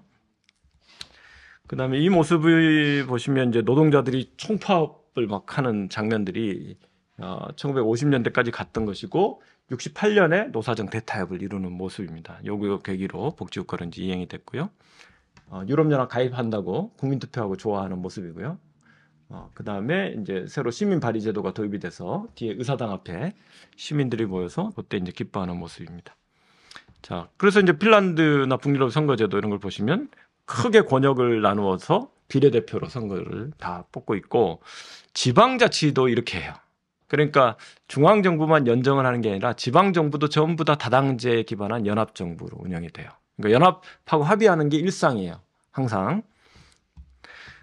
아까 이제 사나바린 총리 당시에 2023년까지 집권했던 정부인데 5개 정당이 연합을 해서 한 정부를 만들어요. 이게 어떻게 가능하죠? 우린 2개 정당도 같이 하기 어렵잖아요. 민주당과 정의당도 사이가 그렇게 안 좋았고, 그죠? 같은 정당 안에서도 합의가 안 되고 이런 국면인데 3개 정당, 4개 정당 기본이고 5개, 6개까지도 연합정부를 만들어내는데 이걸 뭐 하루 이틀이 아니고 수십 년씩 해오기 때문에 아주 정교한 규칙들과 문화가 확립이 되어 있습니다. 그래서 이런 부분들. 그다음에 폭넓은 다당제 정당 체계가 이렇게 나타난다는 거고요. 심지어 원내 정당이 8개, 9개, 극좌에서 극우까지 그러니까 어떤 중요한 스펙트럼들도 정치적으로 다 대표가 돼야 된다라고 생각하는 거죠. 자, 그런 가운데 아까 이제 헌법개혁과 이런 민주적 혁신도 이야기를 나눴습니다. 우리는 촛불 이후에 헌법 조항 한 글자를 못 바꾸고 지금까지 왔는데 지금 87년에 만들어 놓은 지금 헌법과 88년부터 적용된 선거제도가 2020년대 대한민국 사회에 더 이상 잘 맞지 않는 것 같아요. 그것은 거의 명확 가능해진 것 같은데도 상당히 많은 열망과 합의가 있음에도 불구하고 한 글자를 못 고쳤는데 아주 심각한 정치적 위기가 없었는데 80년대, 90년대에 단계적으로 조금씩 헌법을 손보다가 90년대에 전면적인 개편을 한 거예요. 그리고 대통령이 스스로 자기 권력을 내려놓는 결단을 80년대에 해가지고 여러 가지 제도 변화가 시작이 됐거든요. 이런 부분들 의미가 있다. 예, 제가 요새 민주당에 가서도 이야기하고 여기저기 국회 가서도 이야기하고 하는데 네, 다 좋다고는 하는데 네. 네. 시민 발의 제도도 제가 벌써 6년 전에 귀국하자마자 박주민 의원실과 함께 세미나 열고 했던 주제인데 사실은 이 정도까지는 갔어야 되는 것 같아요. 촛불 이후에 우리가 직접 민주주의나 참여민주주의 이야기 많이 했는데 의제형 시민 발의 제도까지는 해줬어야도 된다고 보는데 이게 이제 헌법을 바꿔야 되는 그런 과제가 있긴 합니다. 그런데 우리가 이제 온라인 청원 제도로 이제 만족을 한 거죠. 근데 정권 바뀌니까 금방 없어지기도 하고 청원한다는 것과 발의한다는 것은 시민권의 수준이 다르거든요. 그래서 이제 제도의 수준도 좀 다르고요. 이제 핀란드가 좀 좋은 사례를 제시합니다. 자, 조금 더 넓혀서 북유럽 전체적으로 보면 민주주의와 시민 문화가 높은 정치 참여, 그 다음에 결사체, 아까 두 사람만 만나면 단체부터 만든다. 그 다음에 사회적 약자 소수자도 적극 참여하고요. 지방 분권도 아주 탄탄하면서 풀뿌리 민주주의가 발달을 해 있고 오늘 이제 시민교육 이야기 해드릴 텐데 이게 이제 민주주의의 아주 중요한 축을 제공한다라는 거고요. 이렇게 돌아가니까 지표가 다 잘 나오는 거예요. 그러니까 어떻게 핀란드가 계속 7년째 세계에서 가장 행복한 국가냐? 그 날씨도 안 좋고 자살도 많이 한다는데 저한테 늘 그런 질문을 하는데 사실은 거버넌스 때문에 그렇다. 민주주의가 잘 돌아가고 있고 정부와 공공기구에 대한 신뢰가 높기 때문에 보십시오. 의회에 대한 신뢰가 60% 70%가 나오고 있잖아요. 그 다음에 자국 내 민주주의에 대한 만족도를 한번 보세요. 덴마크는 90%. 이게 상상하기 어렵잖아요. 그죠? 경찰에 대한 신뢰도 이런 것들이 높아요. 경찰, 사법부, 검찰, 대한민국의 정반대죠. 그죠? 남유럽 친구들도 이해를 잘 못해요. 너희는 어떻게 경찰을 신뢰할 수 있냐? 이탈리아에 마피아도 있고 막 이러잖아요. 그죠? 부패 이런 문제 항상 있는데 여기는 이제 투명성, 가버넌스 이런 게 잘 돌아가니까 이게 굉장히 중요한 거죠. 그리고 이런 제도에 대한 신뢰가 일반적인 타인에 대한 신뢰를 높인대요. 그러니까 그냥 내가 누구를 만나든 크게 두려워하지 않는다는 거죠. 그런 이제 제도가 탄탄하기 때문에 그것이 영향을 받는다고 해요. 자, 그다음에 이제 복지국가, 그죠? 영미식의 선별적 복지국가나 독일의 보수주의와는 달리 보편주의, 삼인주의 원칙이 작용을 하고 있고, 그래서 굉장히 광범위한 복지국가의 지지층이 있어요. 심지어는 극자부터 극우정당까지 복지국가를 훼손하겠다라고 아무도 말을 안 해요. 다 우리가 더 복지국가를 더 잘 지킨다라고 말해요. 심지어 극우 포퓰리즘 정당도 우리가 더 복지국가를 지켜줄게. 대신에 이민자들만 빼고 이런 기조예요. 그러니까 복지 쇼비니즘 또는 복지 민족주의 정도로 부를 수 있는 것이긴 한데 복지국가 자체에 대해서는 굉장히 광범위한 지지가 돌아가고 있다라는 거고요. 핀란드 사회보험청에서 제공하는 이 사회수당들이 정말 요람에서 무덤까지 다 커버해주는 사회보험은 물론이고 건강보험이라든가 연금은 물론이고 현금으로도 많이 돌려줘요. 그러니까 세금도 많이 내지만 많이 들어오죠. 일단 교육이 다 무료죠. 박사까지. 저도 학비 없이 박사를 유학을 했으니까 외국인 애들까지 무료로 제공이 돼 있고 제 아이가 5살 때 가서 올해 고3이 됐는데 17세까지 아동수당이 한 달에 한 15만 원 정도씩 나오고 있거든요. 그 다음에 아동수당이 끝나면 어떻게 될까요? 17세 되면 이제 끝나고 18세부터는 학생수당이 나오는 거예요. 석사 때까지. 그래서 한 250유로에서 300유로가 나오니까 한 40에서 50만 원 정도가 매달 이건 조건이 없어요.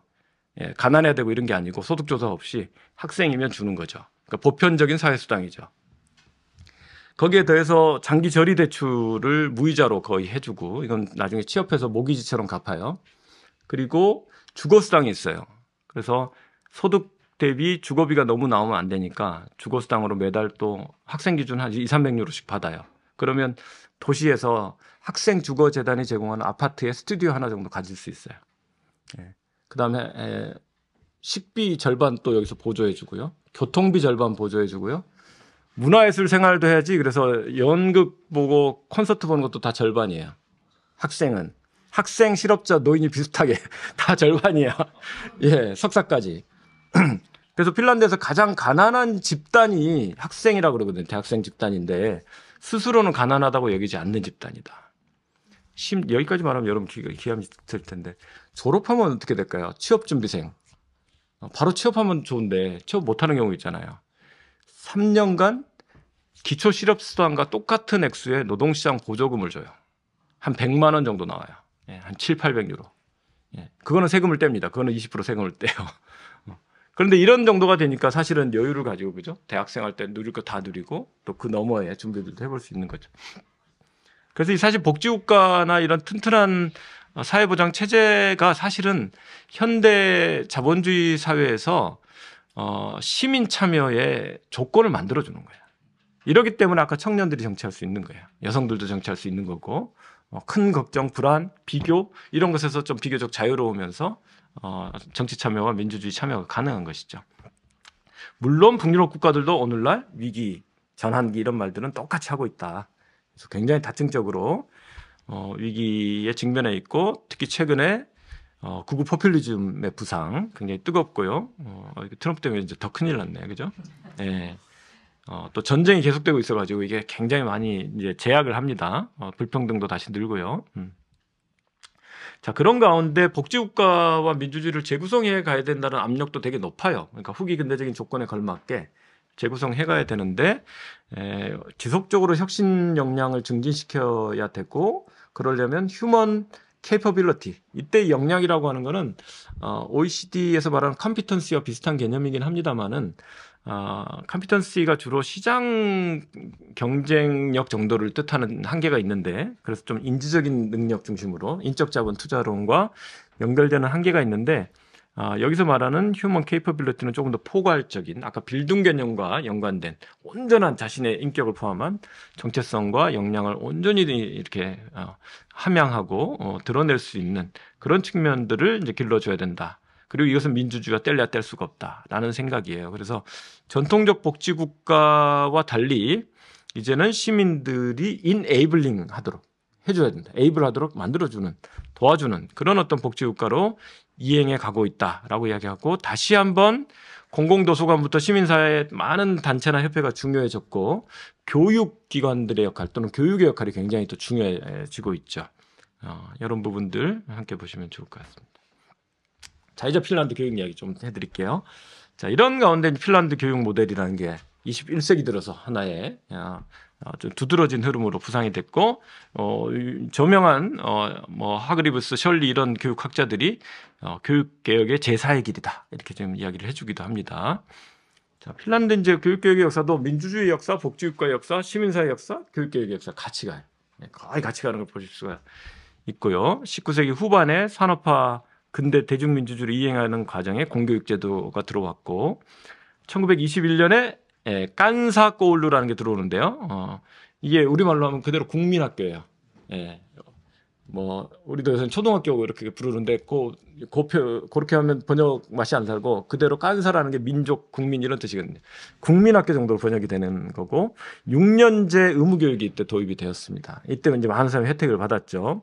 그러니까 초등학교 정도로 마칠 수 있었던 거죠, 이때. 자, 그런 다음에 25년에는 시민교육 아까 센터 그죠?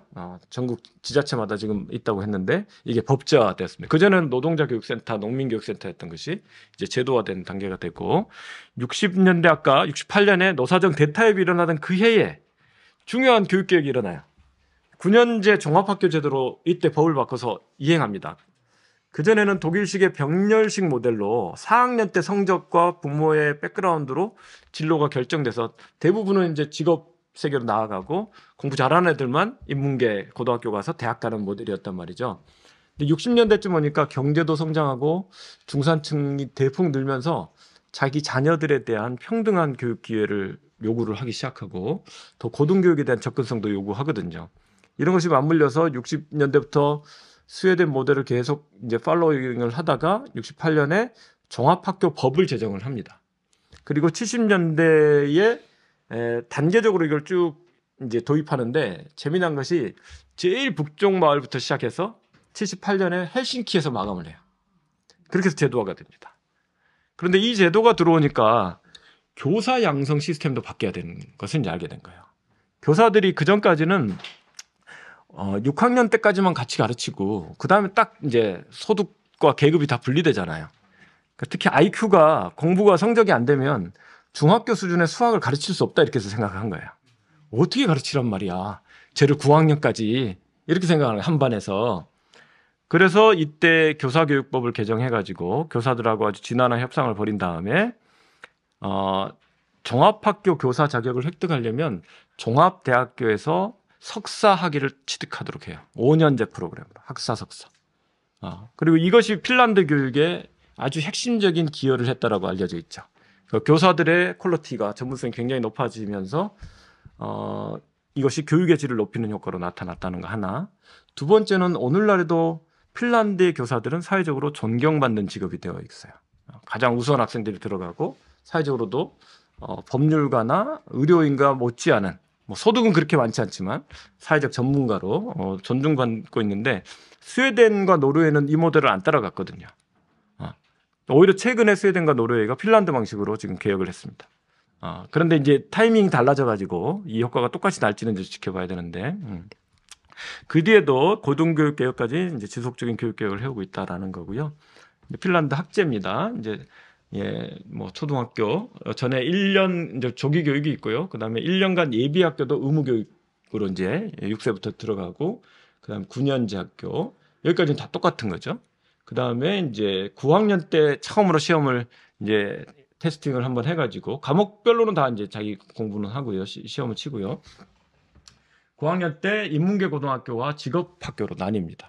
그렇게 하고 직업학교에서도 응용과학대학으로 진학하면 석사까지 할 수가 있어요. 이제 박사는 일반 종합대학교로 가서 해야 되는데 보시면 막다른 골목이 없게 하겠다는 게 목표예요. 최대한 유연하게 설계해서 계속 서로 교차할 수 있게 하고 노동 현장과의 이 교류도 계속 활성화되어 있다. 자, 일반 9년제 학교는 뭐 이렇게 운영이 되고요. 요거는 98%가 공립학교예요. 그러니까 전부 지자체 소속의 학교들이에요. 사립학교가 없어요. 핀란드는. 초중학교에. 고등학교는 조금 있는데. 그리고 사립학교라 해도 전부 공공재정이에요. 학비가 따로 없고 교육과정도 기본적인 것을 따라야 되는 상황이다라는 거 말씀을 드리고요. 시험은 칩니다. 과목별로 매 학기 2번씩 치더라고요. 우리나라에 핀란드 시험이 없어졌다 이런 말이 있는데 그런 건 아니고 시험을 치고 성적이 뭐 7점, 8점, 9점, 10점 이런 식으로 나와요. 그런데 자기가 어디 자리에 있는지를 확인하기 위한 거지 비교를 위한 게 아니에요. 그래서 석차가 없어요. 석차가 초등학교 1학년부터 고등학교 3학년 때까지 없어요. 반석차도 없고 학교 석차도 없고 전국 석차도 없어요. 그러니까 비교하는 심리가 훨씬 적죠. 여러 부분 한번 보시면 되겠습니다. 대학 갈 때는 우리 이제 수능 비슷한 시험 이제 좀 이따 설명드릴게요. 이제 말하자면 졸업 자격 시험의 성적이 중요하고 플러스 알파로 대학별 본고사나 면접 같은 것들이 있기도 합니다. 그다음에 이제 고등학교로 이제 가면 여기는 다 고교 학점제처럼 운영을 한다고 보시면 되고 거의 준 대학생이다 이렇게 보시면 돼요. 학점처럼 이렇게 수업도 자기가 설계할 수 있고 한데 물론 이제 필수 과목이 많더라고요. 이렇게 보니까 필수 과목이 많아서 뭐 기본적으로는 매일매일 학교 가야 되고 그런 과정인데 그래도 훨씬 플렉서블하게 이렇게 정리가 되고 있고 그다음에 아까 대학 입학 자격 시험 이게 이제 엄밀한 졸업 자격 시험이죠. 근데 이게 퀄리티가 높아요. 그래서 핀란드 애들 공부를 안 하는 것 같은데 이 시험을 보면 수준이 상당합니다. 그래서 1년에 2번 시험을 칠 수가 있는데요. 그래서 자기가 더 좋은 성적 내면 돼요. 봄에 한 번, 가을에 한 번인데 기간이 2주간 일어나요. 왜냐하면 한 과목당 6시간을 쳐야 되거든요. 하루에 한 과목씩 지정돼 있어요. 그러니까 최소한 4, 5과목을 봐야 되거든요. 필수하고 선택. 그러면 한 4, 5, 4, 5일은 그죠? 꼬박 아침 8시에 들어가가지고 도시락 싸가지고 들어가요. 샌드위치나. 핸드폰 반납하고. 예, 이렇게 하고 뭐 화장실도 이제 허락 받고 가고 이렇게 해서 6시간 전부 뭐 지금 주관식과야 서술형 에세이 이런 식으로 돼 있죠. 수학도 전부 문제풀이 이런 거고. 근데 그 내용을 봤더니 상당하더라고요. 수준이 상당합니까? 프랑스의 바칼로레아가 유명한데 예, 상당히 그런 비슷한 수준으로 강도 높게 공부를 하고 졸업을 해야 됩니다. 그러니까 평소에 공부를 훨씬 덜 해요. 사교육도 없어요. 그렇지만 고등학교쯤 가니까 수준이 상당하더라고. 상당해서 아 이런 게 그래도 저력이 있구나 이런 생각이 들었거든요. 그런데 그래서 우리처럼 꼭 해야 될 필요가 있을까? 저는 늘 의문이 좀 있어요. 예. 이따가 또 질의응답 시간에 할 이야기 많겠죠. 자, 직업학교로도 한 45% 정도가 진학을 하고 여기도 역시 학점제로 운영되고 여기는 모듈이 이제 크게 6개 정도로 분야가 나뉘고 자세하게 모듈이 나뉘어서 자격증을 취득하는 방식으로 이루어집니다. 물론 이제 국영수 기본 정도는 여기서도 이제 이론 수업이 있고 그러나 상당히 실습 중심으로 이렇게 이루어지고 있다라는 거고요. 그다음에 이제 대학 체제 아까 말씀을 드렸습니다. 뭐 여기까지 하면 시간이 없겠죠, 그죠? 근데 이제 이 응용과학대학이라고 하는 게 우리 폴리테크닉 같은 제도인데 5년제로 이렇게 설계가 됐고 90년대에 제도화된 개혁인데 이게 굉장히 중요한 개혁으로 불리고 있어요. 핀란드의 국가 혁신 시스템에도 영향을 미쳤고 많은 사람들이 이 제도 덕분에 고등교육의 문턱을 밟아본 거죠. 예, 이런 부분들이 의미 있는 사례였다. 자, 이제 정리해 보면. 핀란드는 아까 68년에 교육개혁을 단행하면서부터 높은 정치적 합의가 지금까지 유지가 되고 있다. 그리고 정치권 누구도 이 교육의 우선순위를 부정하지 않는다. 이게 우리도 뭐 정권 바뀔 때마다 중요하다고 하지만 제가 볼 때는 의지가 없는 것 같아요. 그죠? 예. 이런 부분. 근데 그 이유 중에 하나는 핀란드에서는 교사의 정치 기본권이 보장되어 있기 때문에 그래요. 그래서 국회의원들 중에 10%가 교직 백그라운드예요. 지방자치의원도 10% 정도가 그래요. 후보들도 10%예요. 근데 핀란드만 아니라 유럽의 많은 나라들이 그래요. 이 차이가 굉장히 크다. 정책 결정 과정에 직접 참여할 수 있는 거죠. 자, 두 번째는 이제 평등의 원칙. 평등 뭐 항상 평등을 달고 삽니다. 예, 헌법적으로 보장이 되어 있고 아까 특수교육 서비스 같은 게 혁신이 돼서 어떤 중증의 장애 아들을 위한 서비스로만 여기지 않고 모든 아이들이 어떤 상황과 단계에서 스페셜 니즈가 있을 수 있다고 보는 거예요. 그러면 거기에 대해서 스페셜 서비스를 제공해야 된다. 이게 1970년대부터 개념이 전환되었고 70년대에 그래서 한 5% 정도가 특수교육 서비스의 대상자였는데 2010년대에는 30%까지 늘었다 그래요. 그리고 아까 우수한 교사 양성 시스템과 더불어서 이 특수교육의 아주 독특한 핀란드식 모델이 핀란드 피사 성공의 한 요인으로 또 이야기됩니다. 왜냐하면 떨어지는 아이가 없게 해주는 계속적으로 올려주는 그런 어떤 추가 서비스이기 때문에 그래요. 그 다음에 이제 거버넌스 측면에서 자율, 신뢰, 책임 이게 같이 갑니다. 그래서 핀란드 가셔서 교육기관들 방문해 보시면 뭐 정부나 국가교육위원회나 대학이나 단체들 다 방문하면 똑같이 하는 말을 들을 수 있어요. 핀란드는 자율성이 워낙 중요한 사회라 우리가 마음대로 일방적으로 뭐 할 수 없어. 이 말을 항상 합니다. 그래서 기본적으로 자율성, 그 다음에 자율성과 책임이 같이 가죠. 그리고 그래서 신뢰를 낳죠. 여기 선순환하는 모델을 만들어 놓았다라고 합니다. 그래서 장학 제도도 없어졌어요. 90년대 이미 감사, 장학 이런 거 다 없애고 최대한 학교와 교사에게까지 자율성을 부여하고 교사는 또 그럴 만한 전문성을 가지고 있다고 인정받잖아요. 그죠? 자기 수업 디자인하고 충분히 핸들링 할 수 있다는 거죠. 그리고 참여와 협력으로 이런 교육 정책들이 결정이 되고 있고 아까 연구 기반의 교사 교육과 교사 자율성 강조가 됩니다. 그래서 오늘날 핀란드 교사들도 힘들대요.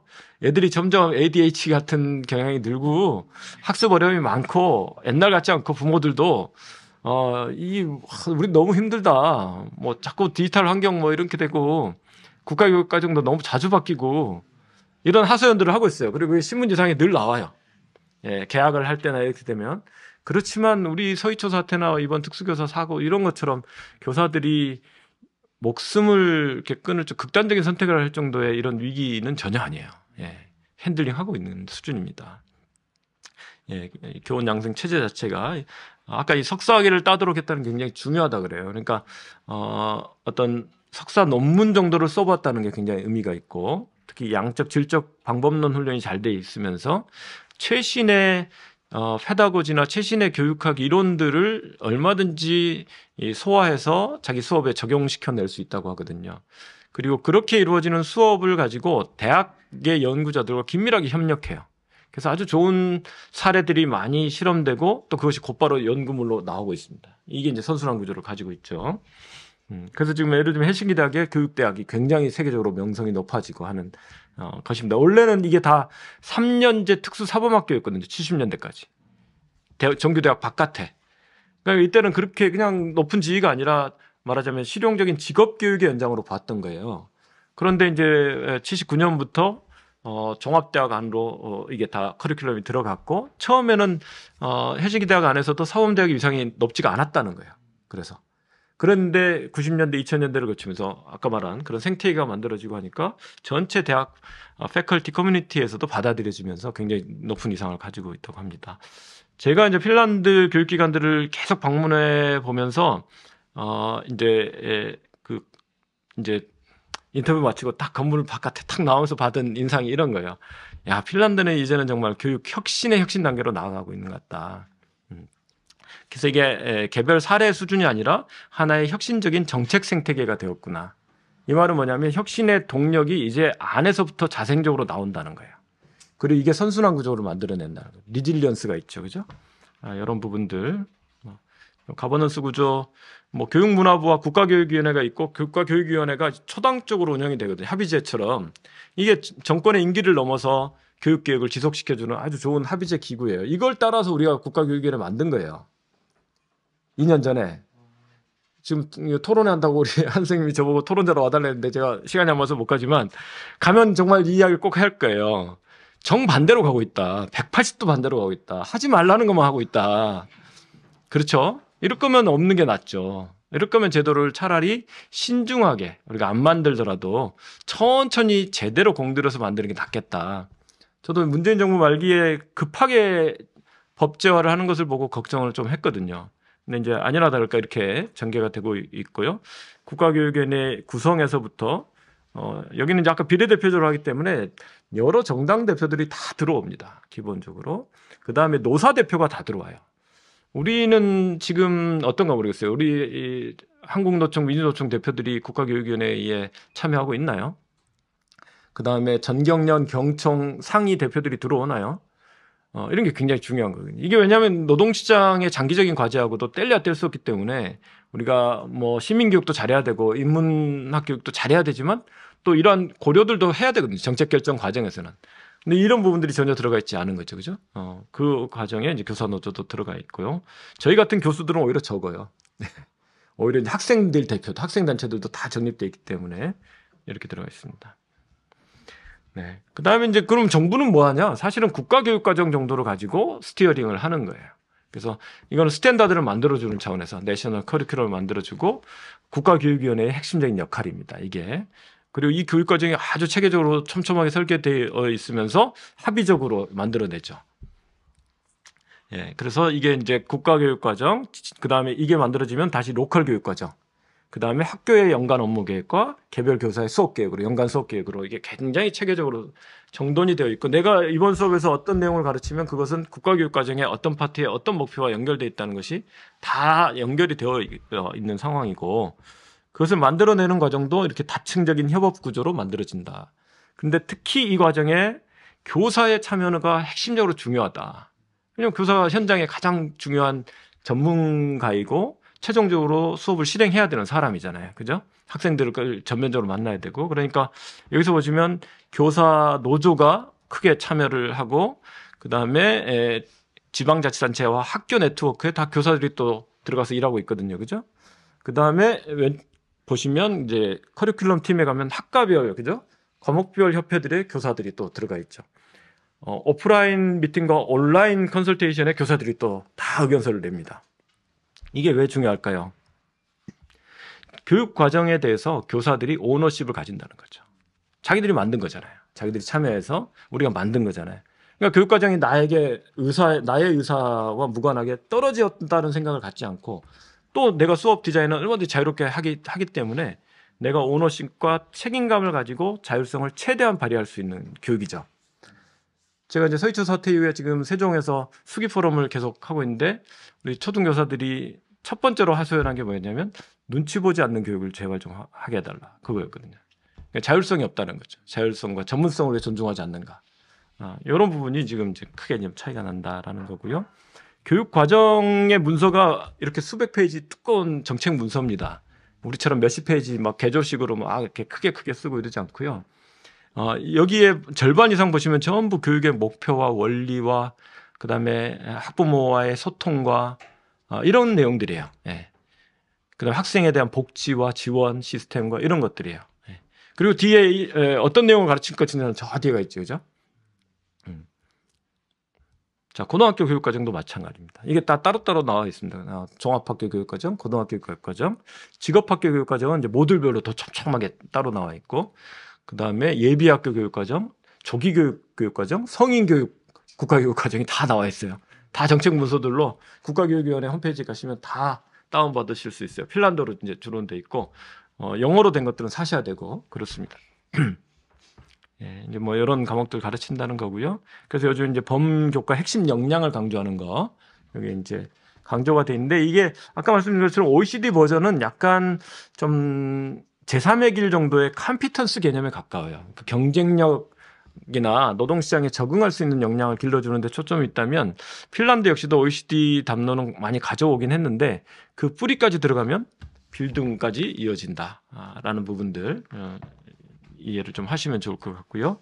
이거는 이제 가장 최근에 나온 고등학교 교육과정에서 말한 또 범교과 핵심 역량 정리인데 거의 비슷한 말이에요. 근데 비슷한 말을 좀 달리 하는데 왜 제가 핀란드를 넣어놨냐면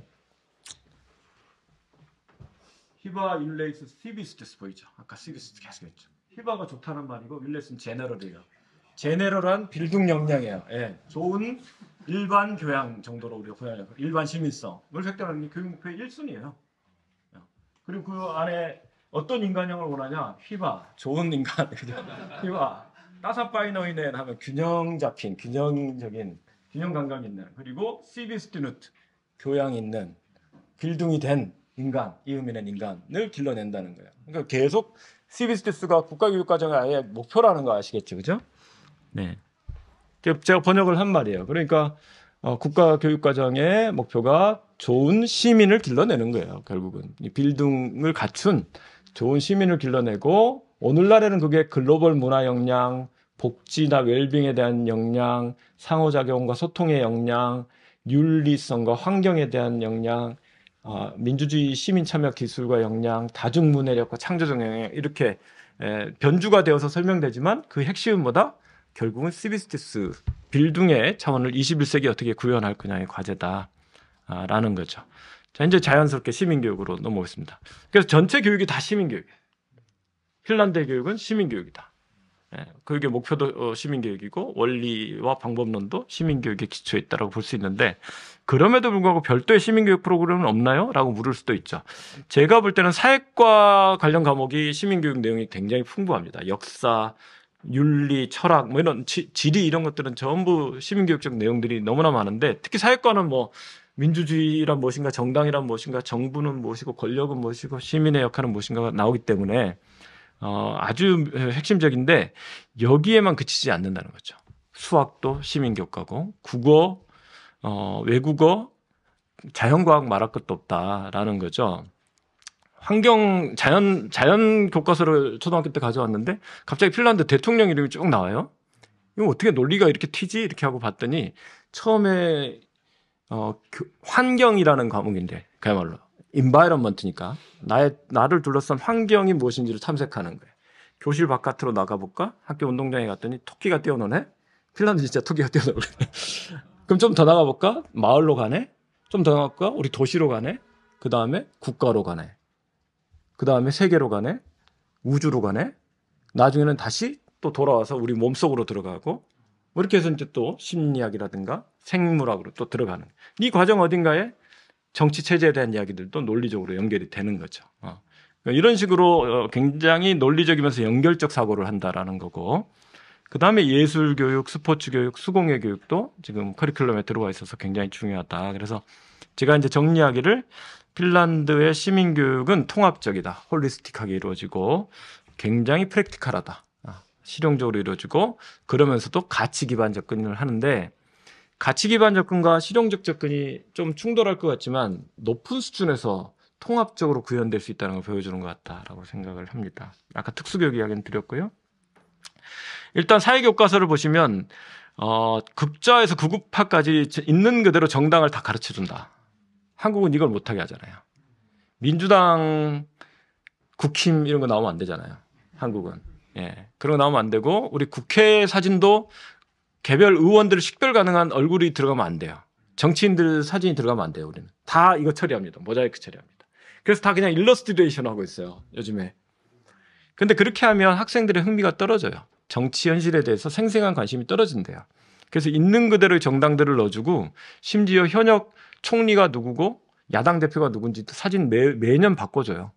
예, 학생들 그대로 습득해야 되기 때문에. 그리고 옆에 있는 게 그 단원의 작은 과제들이에요. 우파 정당과 좌파 정당의 차이가 뭐냐? 네가 조사해서 서술해야 돼요. 이런 거. 퍼퓰리즘인지 뭔지 개념 설명부터 시작하고 그 다음에 현재 의회 원내 정당들 홈페이지를 들어가 본 다음에 어떤 정당에는 투표할 것 같고 어떤 정당에 투표하지 않을 것 같으냐 근거를 제시해봐라. 이게 중학교 3학년 교과서예요. 중학교 수준에서 이렇게 하고 고등학교는 더 들어가고. 그 다음에 시민 참여 채널에 이렇게 많다라는 게 이제 앞에 단어 가르쳐지겠죠. 그죠? 아까 협회의 나라라고 그랬잖아요. 야, 우리나라에 이렇게 시민사회 협회가 많아. 조사해보고 너는 어느 단체에 속하니? 너는 어디에 가입해 볼 수 있다고 생각하니? 우리 단체 가입하면 막 불온하다고 생각하잖아요. 이게 민주주의 기본이라는 거예요. 이게 결사체 협회라는 게. 그죠? 예, 그 다음에 시민의 권리와 책임, 이민의 문제 이런 거 다 스스로 생각하도록 하고 특히 이제 요즘 미디어 리터러시 굉장히 강조하고 있죠. 그죠? 자, 특히 이제 미디어를 사회교과서만 가르치는 게 아니에요. 국어교과서에서 가르쳐요. 왜냐하면 이게 아이들의 텍스트인 거예요. 요즘에.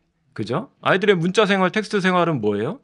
요즘에는 영상이고 SNS 그런 거니까 이걸 알아야 되는 거예요. 그래서 전체 교과서 중에 일부가 통째로 5개 챕터나 할애해서 미디어 리터러시를 가르치고 있어요. 그 세부 제목을 제가 이렇게 적어봤더니 내용이 무슨 대학교에 옛날에 저희 다닐 때 신문방송학과에 비판 커뮤니케이션 정도 되는 것 같아요.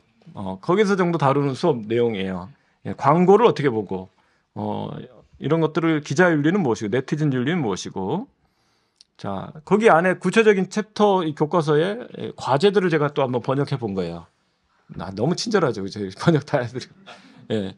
그래서 상당한 수준으로 뉴스를 실제로 분석하게 만들어요. 몇 페이지에 있는 이 환경 관련된 뉴스를 보고 이 앞에 내용들과 대비시켜서 분석해 보라고 계속 훈련시키고 이미지를 또 분석해 보라고 가르쳐요. 그래서 이게 상황을 진실되게 보여주는지 가공이 됐는지 안 됐는지 뭐 누구도 해롭게 하진지 안 하는지 뭐 이런 부분들을 쭉 검토하도록 만들고 있고 또 실제로 자기가 최근 시사 뉴스 찾아가지고 짝과 파트너하고 작업도 해보게 만듭니다.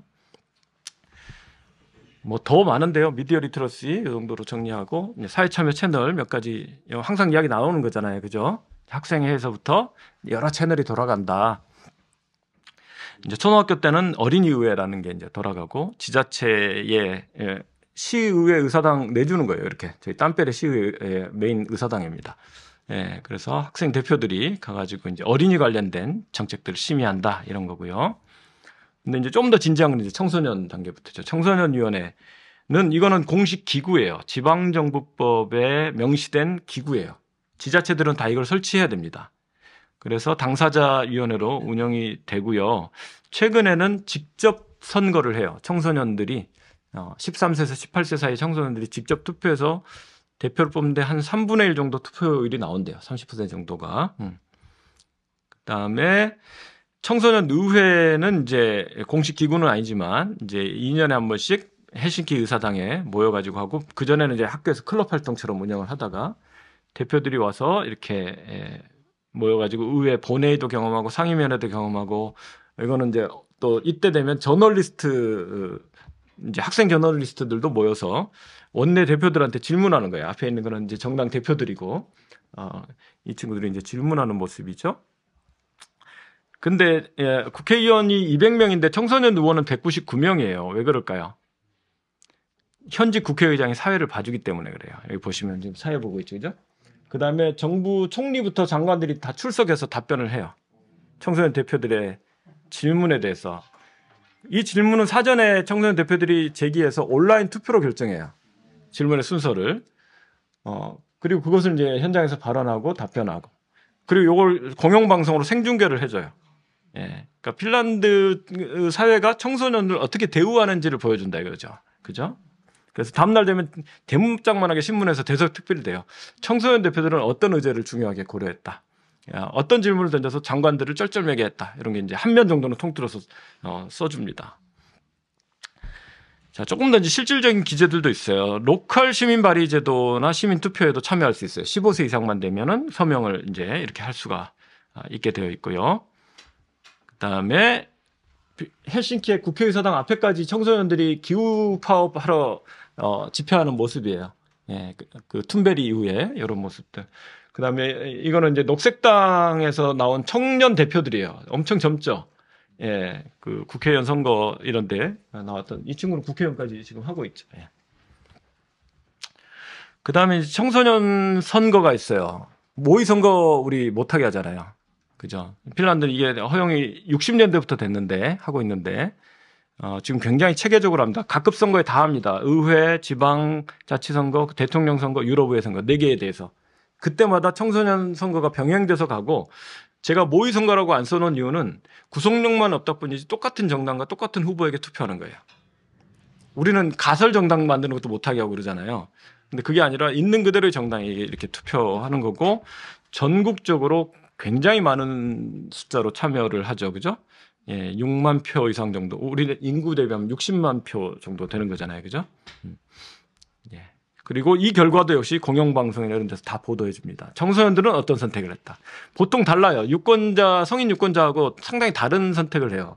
왜냐하면 기성정당을 싫어해. 예, 3인당, 중앙당 아주 하위권이에요. 청소년들한테. 청소년들은 새로운 걸 좋아해. 그래서 늘 보면 녹색당이 1당을 했고 2당을 오히려 극우 포퓰리즘 정당이 할 때가 있어요. 그러면 막 우려를 표할 거 아니에요. 그죠? 기성정당들이 이게 말이 되냐. 그리고 이거 선거 기간에 공표되는 거거든요. 예. 영향을 미친다 막 할 것 같은데 전혀 그런 거 없습니다. 오히려 3인당이 늘 반성문 내요. 이번에도 청소년들의 마음을 못 얻었다. 우리가 왜 인기가 없는지 알고 있다. 왜냐면 3인당이 100년 정당인데 다 노땅들이거든요. 가보면은 다 평균 연령 60대야. 그러니까 청소년들에게 잘 못 다가가죠. 그죠? 그런 부분들.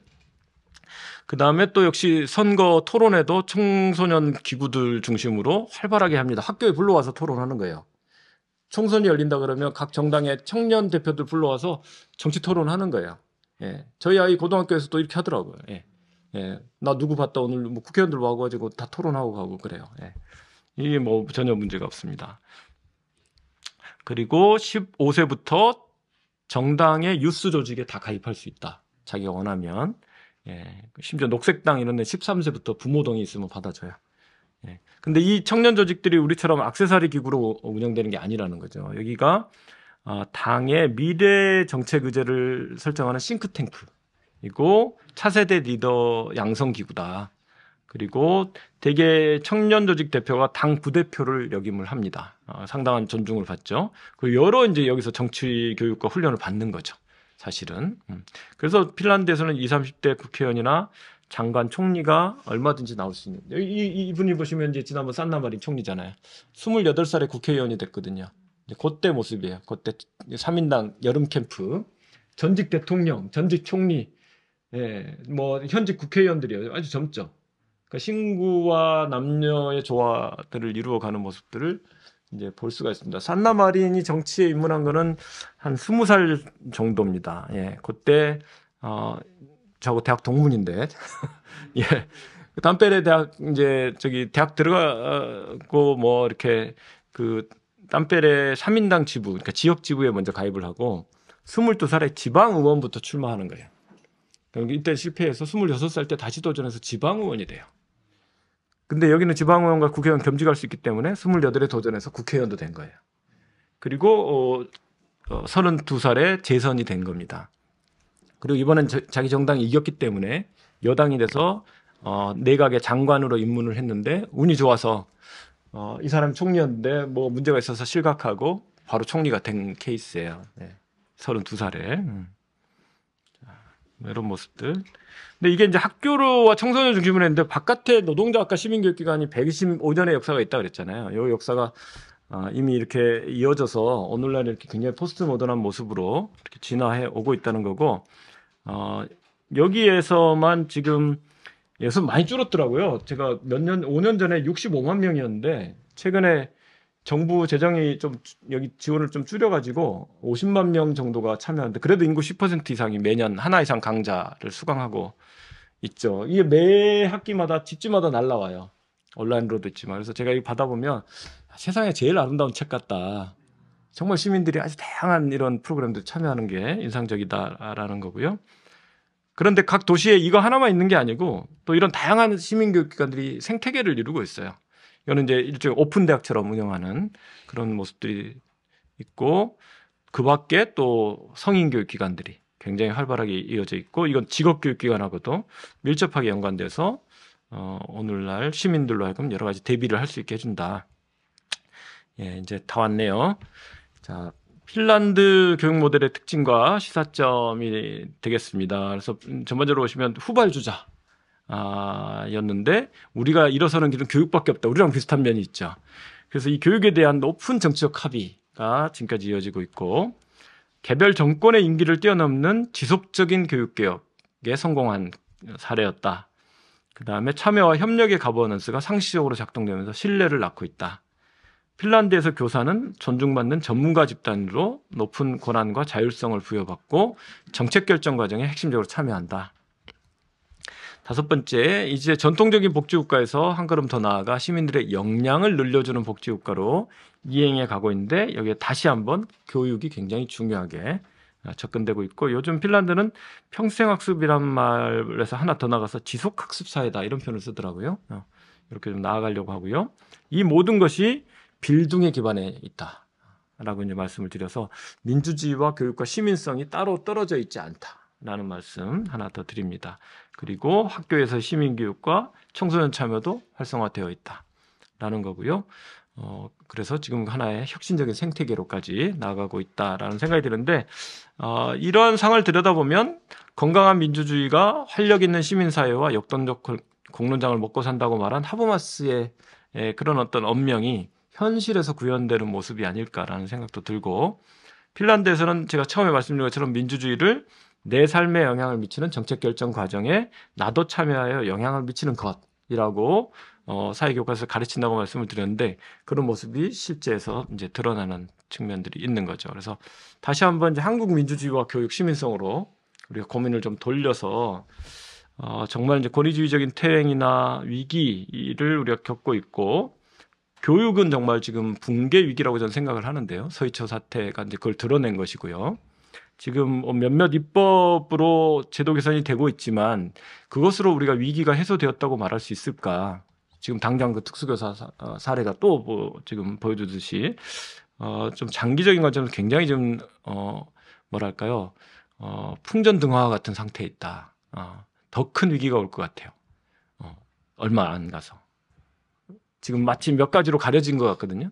예, 현장을 가보면 휴화상 같다 이런 말씀을 하는 분들도 있고, 조마조마하다는 분들도 있고요. 학부모들도 많이 또 막 하고 싶은 말들이 지금 막 또 쌓여 있더라고요. 뭐 이런 것 과정 속에 아이들이, 학생들이 소외되고 있다. 예. 예를 들면 수업이라든가 체험학습이라든가 여러 가지 정상적인 학교 프로그램들이 잘 작동되지 않고 있고, 학교 공동체의 주체들 간에도 대화가 단절되고 소통이 안 되고 있어요. 위기가 심화되고 있는 거죠. 그런 가운데 지금 이 세대들, 이 학생들이 제가 볼 때는 교육 자체에서 소외되고 있고, 미래 또한 굉장히 불확실하다라고 생각을 하는 거죠. 한국의 시민사회와 공론장은 어떤가요? 뭐 여러모로 우리가 놀라운 다이내믹이 있습니다만, 동시에 또 한편 굉장히 지금 어떤 어려움을 겪고 있는 그런 느낌이 들어서 고민이 좀 된다는 거고, 우리가 매번 정권을 바꾸고 기대를 하지만 희망과 그죠? 실망의 이 사이클을 반복을 하다 보니 이 민주적 혁신 역량을 자꾸 소진해 가고 있고, 정책 상상력도 빈곤해져 있어서 어느덧 민주주의가 좀 피곤한 무엇이 되어버렸어요. 민주주의가 막 우리의 가슴을 뛰게 만들고 예, 열정을 불러일으킨 단어였는데 민주주의도 또 혁신교육도 현장에서 다 피곤하대요. 그런 느낌이 사실 불가피하게 있습니다. 자, 이런 가운데 우리가 무엇을 어디서부터 어떻게 누구와 함께 시작해야 될까 고민이 좀 남는다는 것이고, 오늘 우리 스님들께 말씀드린 것 그리고 지난 3강의 논의가 사실은 이 논의를 위한 것이죠. 그죠? 그래서 저는 다시 한번 민주주의에 대해서 우리가 좀 새롭게 접근해야 되지 않을까. 판에 박힌 것처럼 선거와 어떤 정당과 그죠? 대의제적인 교과서적인 민주주의의 그림을 교과서에서 계속 가르치고 있고, 그것이 중요하지 않다는 게 아니라 그것만으로는 오늘날의 민주주의를 설명하기도 극복하기도 한계가 있는데, 여기에 대해서 새로운 관점의 어떤 이론과 실천이 필요한 때가 아니냐. 한 걸음 더 나아가 민주주의와 교육 시민성이 뗄래야 뗄 수 없다는 것을 좀 깊게 우리가 좀 천착해야 된다라는 말씀 드리고요. 그리고 오늘의 21세기의 조건 속에서 시민적인 주체 형성과 공론장을 다시 만들어내야 되는데 이거 어떻게 가능할까? 요 질문을 이제 던져야 된다고 생각을 하고, 뭐 다 이야기를 드릴 수는 없겠죠. 우리가 같이 만들어야 될, 가야 될 또는 찾아가야 될 무엇일 거라고 생각하는데, 저는 하나는 민주주의와 교육 혁신을 위한 정초적인 개혁과 합의가 한 번은 있어야 된다라고 생각을 해요. 그래서 제가 합의를 위한 합의, 개혁을 위한 개혁이 한 번은 필요하다라고 말하고 있어요. 근데 그것이 안 되면 개별 정권 바뀔 때마다 패키지 들고 나와서 개혁 아니라고 내놓는데 2년만 지나면 어디 갔는지 찾아볼 수가 없어요. 또는 정초적인 합의를 이루지 않은 가운데 일방적으로 법제도만 바꾸어서는 지금 국가교육위원회와 같은 모습이 될 겁니다. 제가 이 이야기했던 게 국가교육위원회 만들어지기 전에 국가교육회의에서 연구 용역을 의뢰받아가지고 낸 보고서에서 이렇게 제언을 해놓은 거예요. 정초적 합의가 필요하다고. 근데 아니나 다를까 국가교육위원회 입법 프로세스나 이후 전개 과정은 정반대로 갔다. 그런 면에서 우리 한국 민주주의 측면에서는 헌법개혁이나 정치개혁 같은 정초적인 합의와 개혁이 꼭 중요하고, 교육개혁 역시도 정말 국가교육위원회를 만들려고 했을 때 사실은 교육 의제에 관한 국가적인 수기 포럼을 만들자는 거였거든요. 결과물이 중요한 게 아니라 이 과정이 굉장히 중요하니까 이걸 통해서 커리큘럼도 다시 한번 잡고 미래교육체제도 만들어 보자. 그걸로 한번 합의해 보자라는 거였는데, 그러한 의미의 수기 포럼과 정초적인 교육개혁의 작업이 언제든 지금 필요하다. 언제 어떤 시기든. 그리고 이제 시민교육과 관련해서도 뭔가 지금까지는 뭐 보이테스바흐 합의와 같은 것들을 못 만든 거 아닌가 싶어요. 그걸 흉내낸 시도들은 있었지만 프로세스들을 자세히 생각해 보면 유럽이나 핀란드 사례에 우리가 견주기가 좀 어렵다고 생각이 들고, 지금이라도 그런 작업을 차근차근 해가자라는 제안을 좀 드리고 싶고, 저희 네트워크 아리도 이런 작업을 좀 하는데 힘을 좀 보태려고 하고, 우리 좋은 교사 모임을 비롯한 시민사회와 교육계의 많은 행위자들이 함께 연대해서 우리가 좀 전후가 좀 달라지는 그런 어떤 새로운 혁신을 한번 좀 상상해 봤으면 좋겠다라고 생각합니다. 다 했네요. 끝났습니다. 네, 감사합니다. 너무 길게 했네, 그죠? 제 생각에는 온라인 질문을 좀 받으셔서 네. 먼저 좀 얘기해 주시고, 그 다음에 딱 강의랑 연결된 거 한두 개 좀 더 질문 받고 해결하고, 그 다음에 이제 잠깐 이제 우리 간담회처럼 네, 나머지 네, 부분을 네. 이렇게 얘기해 주시는 게 좀 더 효과적이지 않을까 싶어가지고, 괜찮겠죠? 예, 그런 식으로 한번. 네. 좋은 시민에 대한 정의가 있을까요? 우리 교육의 목표는 인재 양성 정도인 것 같습니다. 우리 교육의 목표도 민주시민 양성으로 되어 있습니다. 법에는. 예. 예. 심지어 오래전부터, 심지어 독재 정권 때도, 민주시민이라는 표현들이 있어요.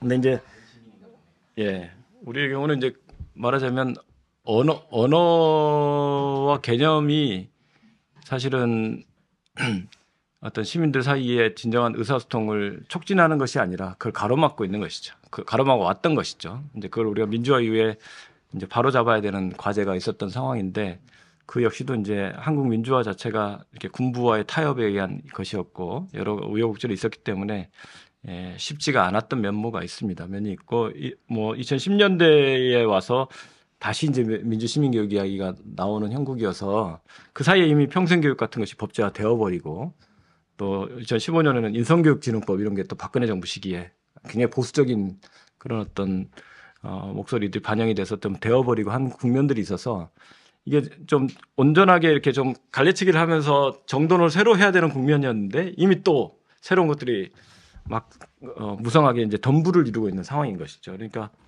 이중 삼중으로 좀 어려움이 가중되어 있긴 하다라는 생각이 드는데 좋은 시민에 대한 뭐 정의를 뭐 찾아본다면 많이 있겠죠. OECD 보고서든 유네스코든 뭐 해외의 또 중요한 사상가들의 이야기들을 가져와 볼 수 있을 텐데 이 어떤 뭐랄까요 정답이 있어서 그것을 우리가 현실에서 구현만 하면 된다, 실행만 하면 된다라고 접근하기보다는 좋은 시민이란 누구이고 무엇인가 또 좋은 민주주의는 어떤 것인가 자체를 우리가 끊임없이 질문하고 공동으로 탐구하고 함께 만들어가야 될 무엇이다 이렇게 생각할 필요가 있다. 그러니까 열린 질문으로 우리가 좀 접근하는 게 바람직하지 않을까라는 생각을 해봅니다. 그럴 때 이제 몇 가지 중요한 뭐 기준이나 원칙들은 이야기해 볼 수 있겠죠. 예컨대 근대 이래의 민주주의의 기본 원칙으로 우리가 여겨왔던 자유와 평등과 연대의 원칙 같은 것들은 여전히 생명력이 있을 겁니다. 그런데 21세기의 조건에서 시민의 자유라는 것이 무엇이고 그 시민의 자유를 어떻게 해야 우리가 보장한다는 것일까?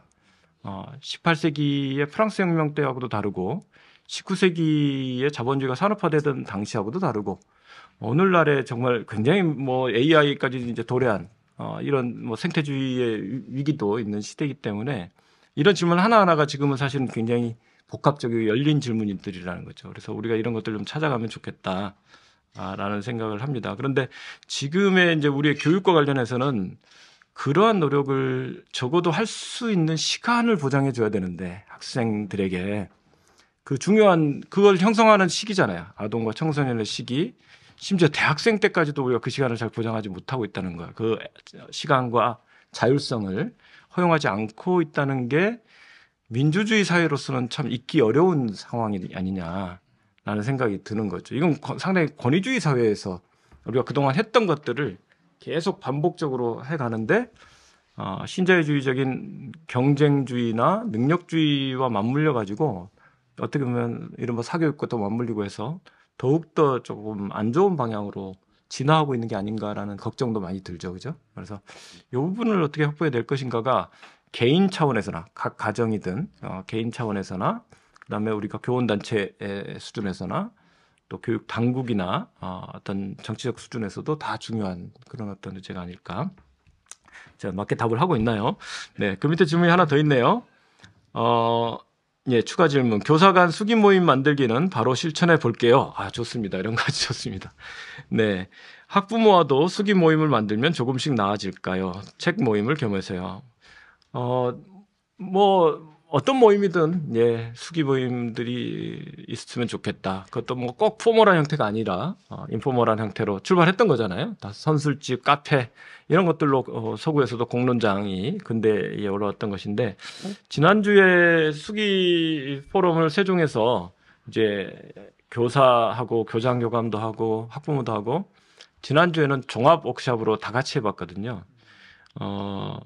물론 이제 저희가 퍼실리테이터로 다 이게 디자인이 있기 때문에 서로 막 충돌은 하지 않는데 상당히 예의 있게 토론하시더라고요. 그러니까 사실은 우리 선생님들이 굉장히 교육을 받으신 분들이고 사회적으로 상당한 정도에 있으신 분들이어서 어떤 상황에서도 어떤 문제들을 합리적으로 대화하고 이성적으로 답을 찾아가는 것은 잘 되어 계실 거라고 저는 생각을 합니다.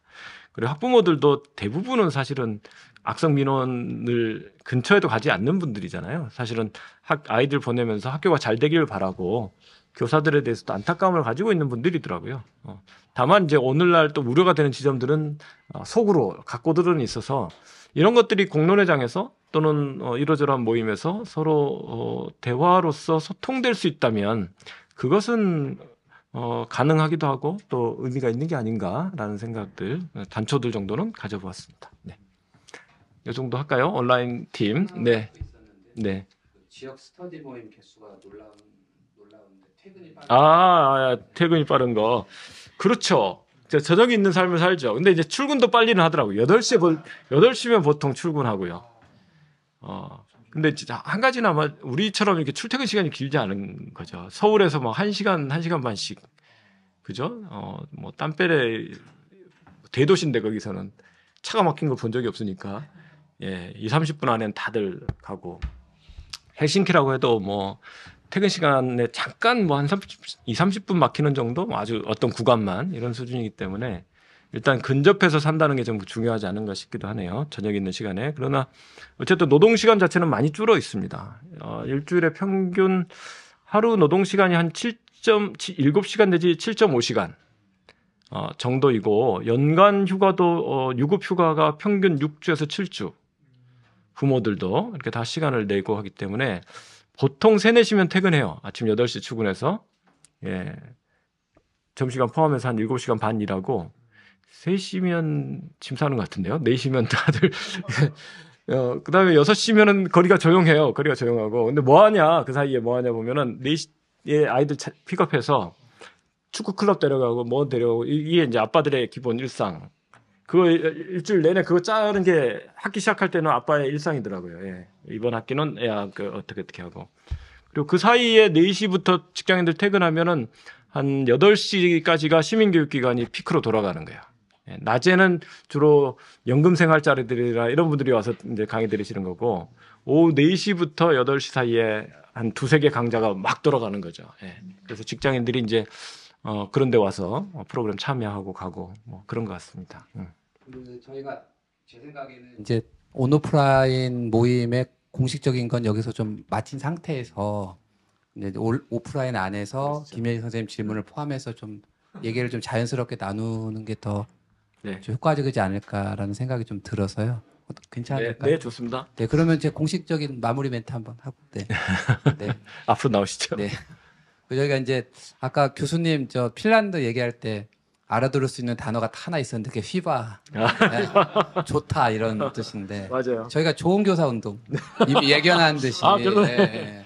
근데 사실 저희는 그 기독교사 단체로서 좋은 사람을 만들려는 노력을 좀 많이 했던 것 같아요. 그러니까 좋은 인간을 만들기 위한 노력.